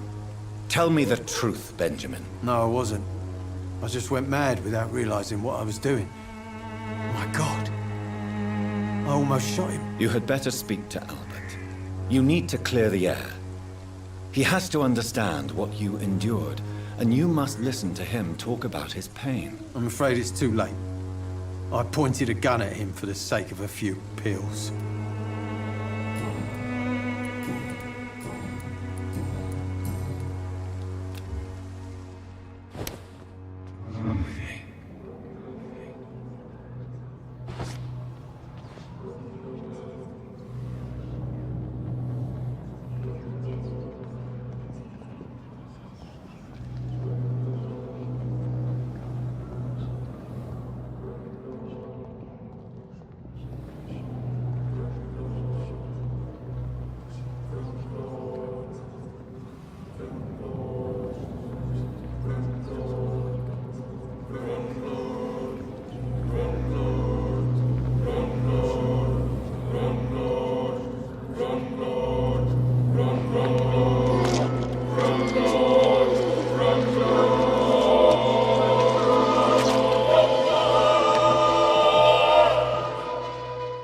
I'm not afraid anymore. I died in this trench a long time ago.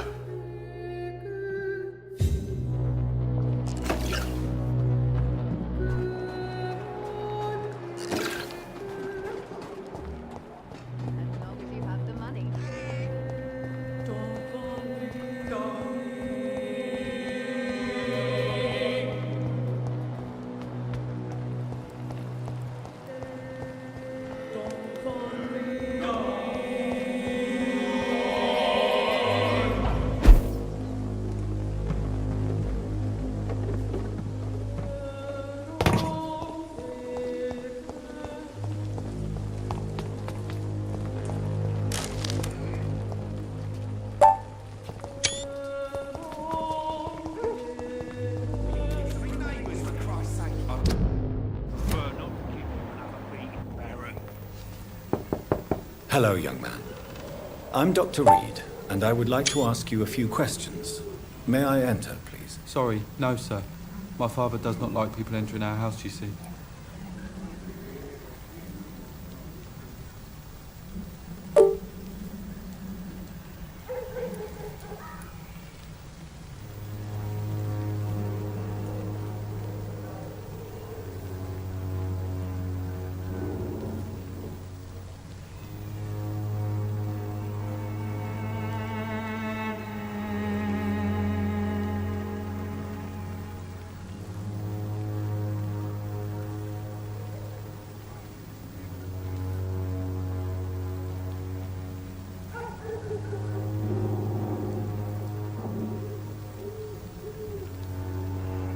Your father is worried about you, boy. He asked me to look for you. So my father actually worries about me then? Okay then. Come on in. I'm Harry, by the way. Is there only pain and suffering in this world?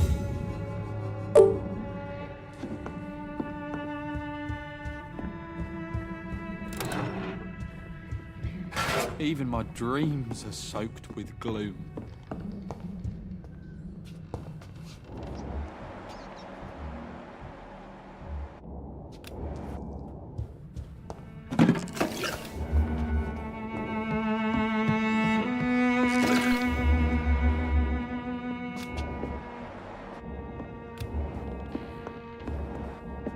It's locked, all right.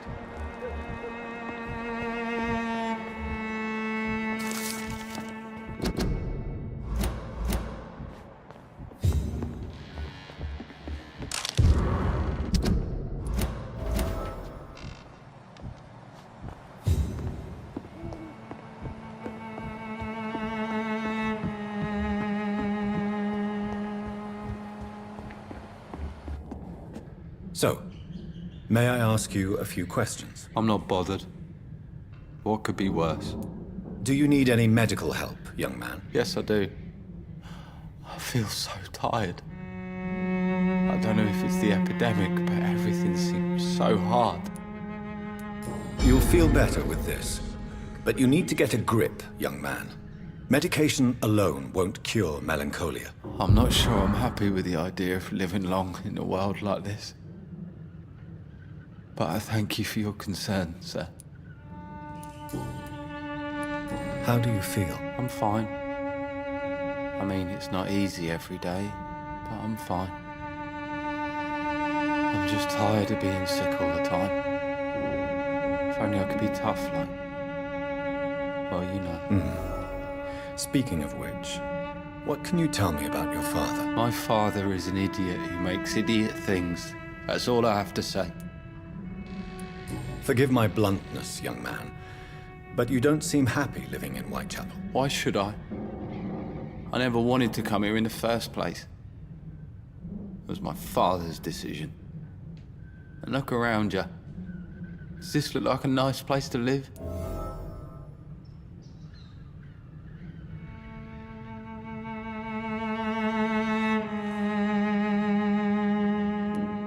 This place is awful, I agree.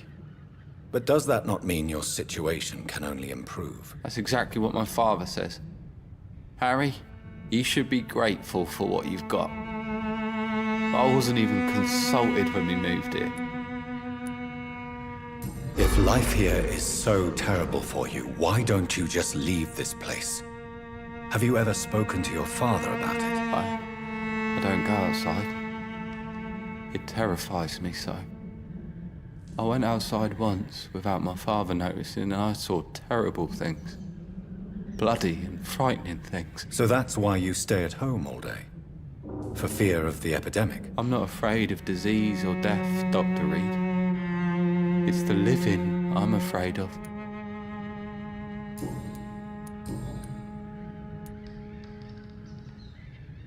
Would it ease tensions with your father if he got an honest job?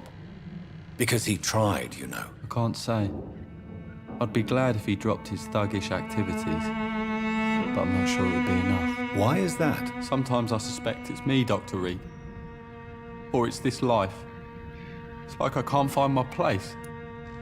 Your father and Mr. Lewis used to be good friends. What happened, Harry? I was young then. I don't remember Mr. Lewis ever coming back again after my mother died. Or was it after my father started bullying him? I don't know. Have you tried speaking to Mr. Lewis about it? I don't go out often, but yes. And he scolded me and told me to leave him alone. I guess my father frightens him too much. But you are not responsible for your father's actions. Am I not? Dad always says that he joined that gang for my safety. So if I wasn't born, people wouldn't be worrying about Colossus Joe.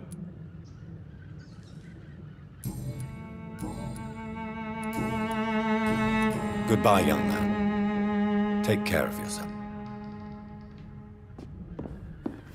Is there only pain and suffering in this world?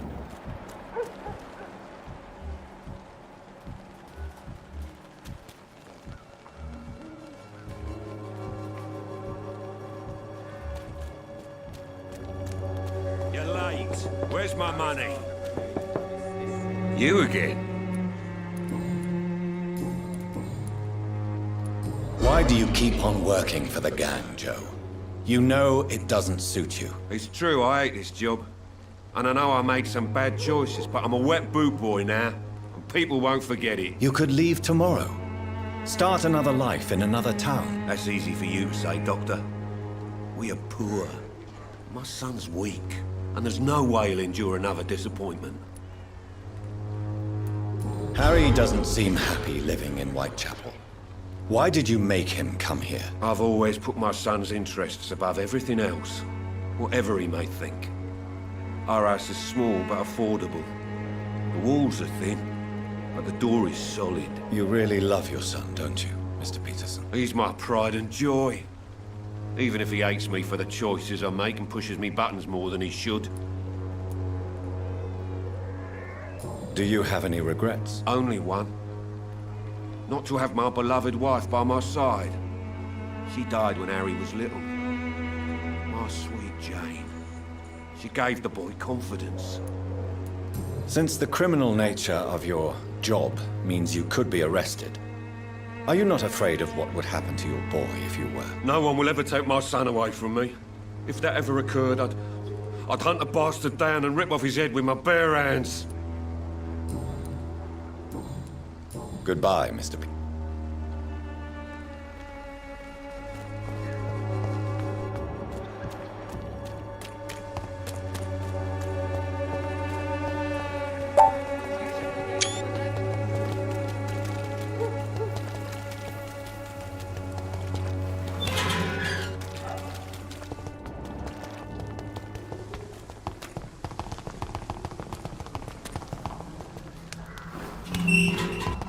Human blood.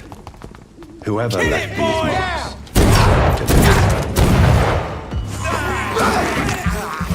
Crush the leech, boys! Stop it!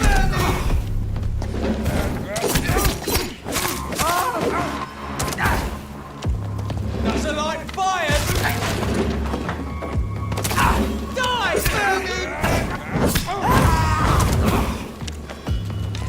Run to stay alive!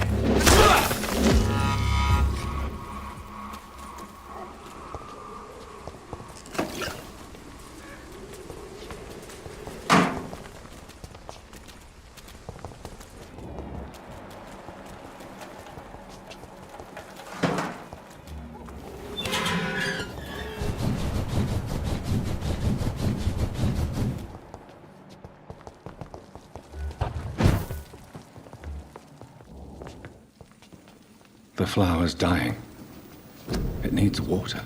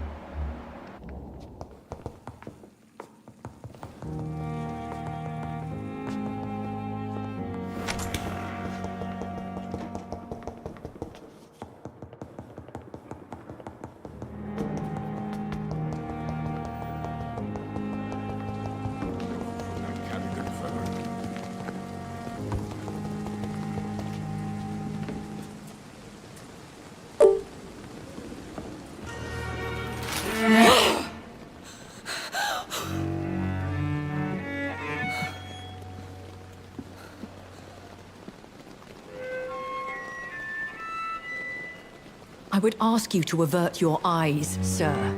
Or did you not know it was rude to stare? I knew it. Speak up, Dr. Reed. I like a man who speaks his mind.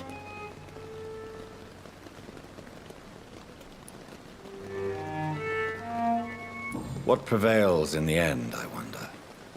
The desire for blood, or to be of service to man? Spare me your sarcasm, Jonathan. You are but newly born in this world.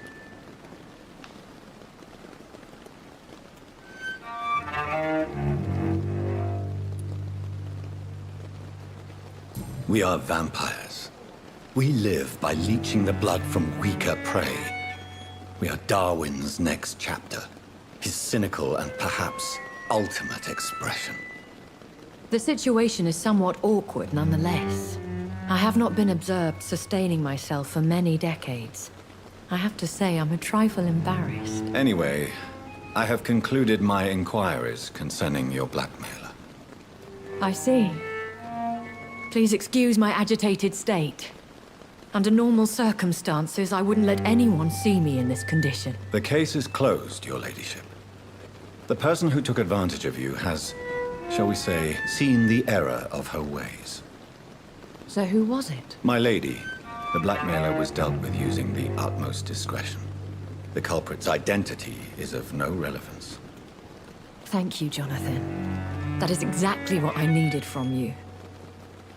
You have proven your loyalty, so, as a friend, please accept this small token of my appreciation. Thank you, my lady. If you have an inclination to learn more about vampires or your current situation, I will be glad to aid you in your quest for knowledge.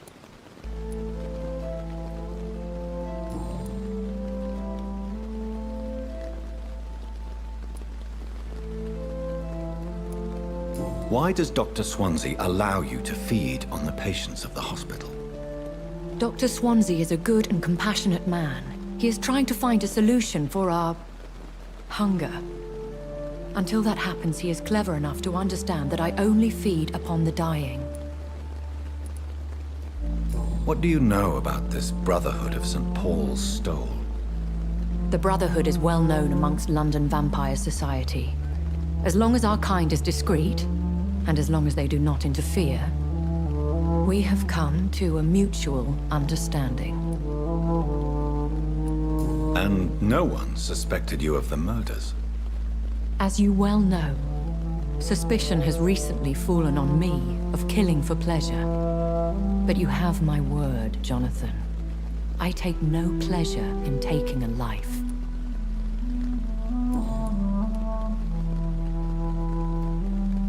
I know this is beyond the pale, but may I inquire your age? Really? And I thought you were gentlemen. If you must know, I'm 27. I've been 27 for a long time now, and 27 I shall remain.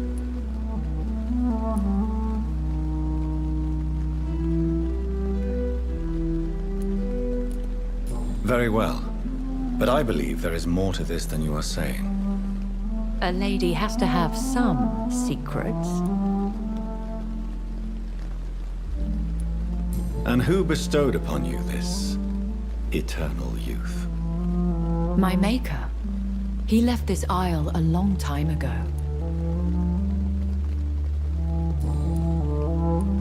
Why did you save me in the canning factory?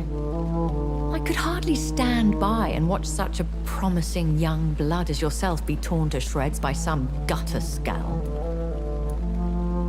William Bishop wasn't the vampire that created me then? No, Jonathan. Whatever their strength and demeanor, Scowls are the progeny of careless vampires. It cannot be the other way round. What type of vampire is a Scowl? Not a true vampire. The deformed offspring of lesser vampires. It is a shame these creatures run wild, slaves to their baser instincts.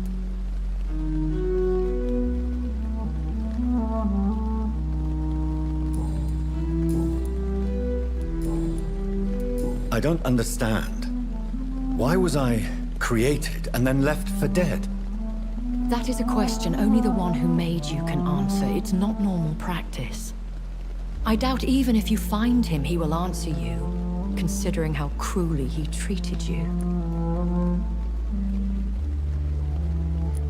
So me being a vampire could have been a mistake. I very much doubt it, Jonathan. Contrary to the legends, it is not as simple to make another vampire by just biting someone. I'd like to avoid creating another vampire by mistake anyway. Tell me, how is it done? The process is dangerous. It could even kill your potential progeny. If you did decide to sire an offspring, they must drink of your blood, Jonathan. I've been hearing a voice talking in my head.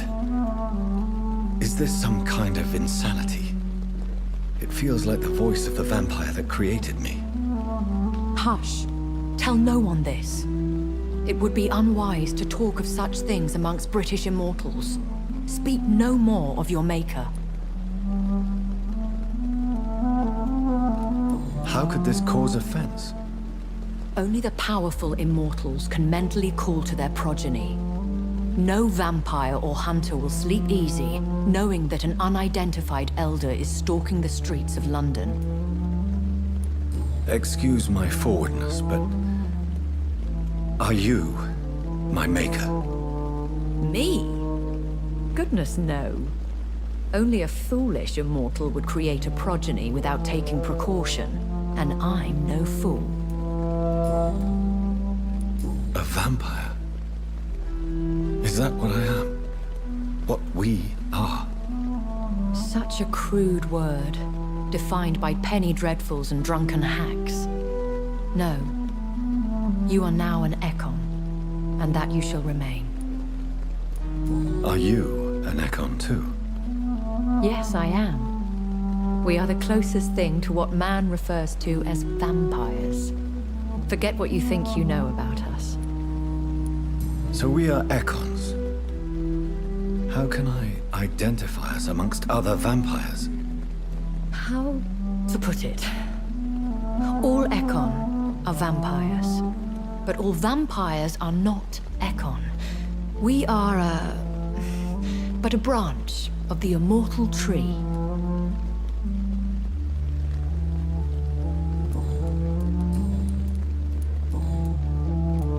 I've been away from London and England for 3 years.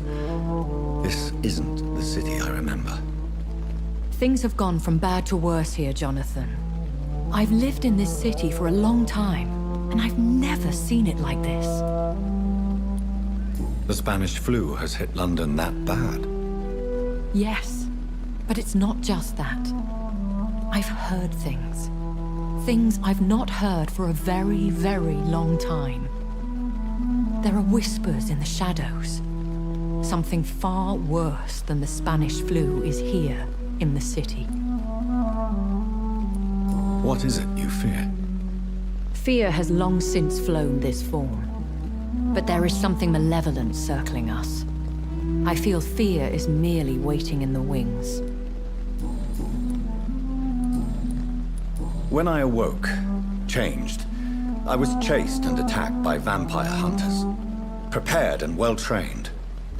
Though I can't be certain, more than likely it was the once glorious Guard of Priwen. Once glorious, but still dangerous. They have seen better days, but all fanatics are dangerous. You would be wise to stay clear. They are sworn to destroy our kind.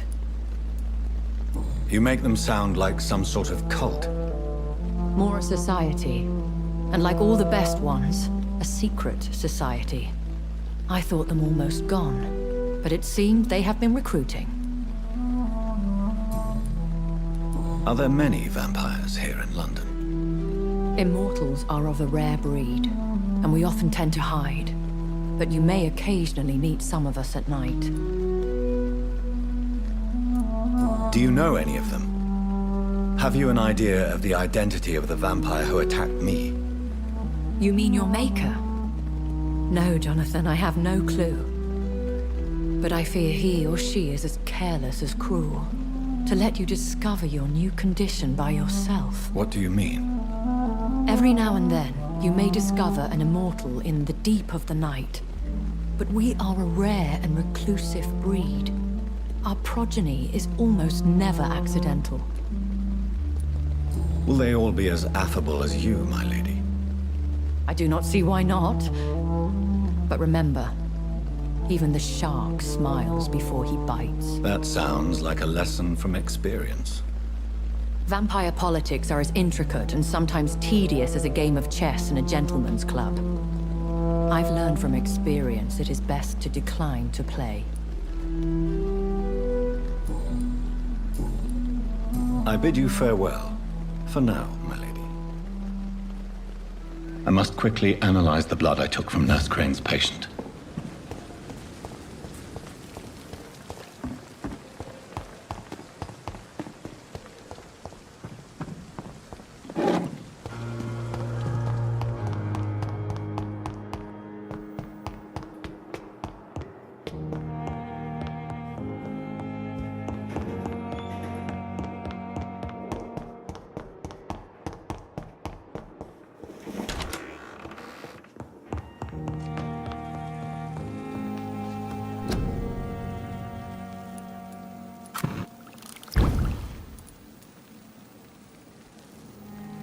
Razvan Vasily was infected by Spanish flu, but also has the highly unstable blood of the Scowls. Is the London vampire epidemic transmitted through the flu? I should talk to Dr. Swansea about it.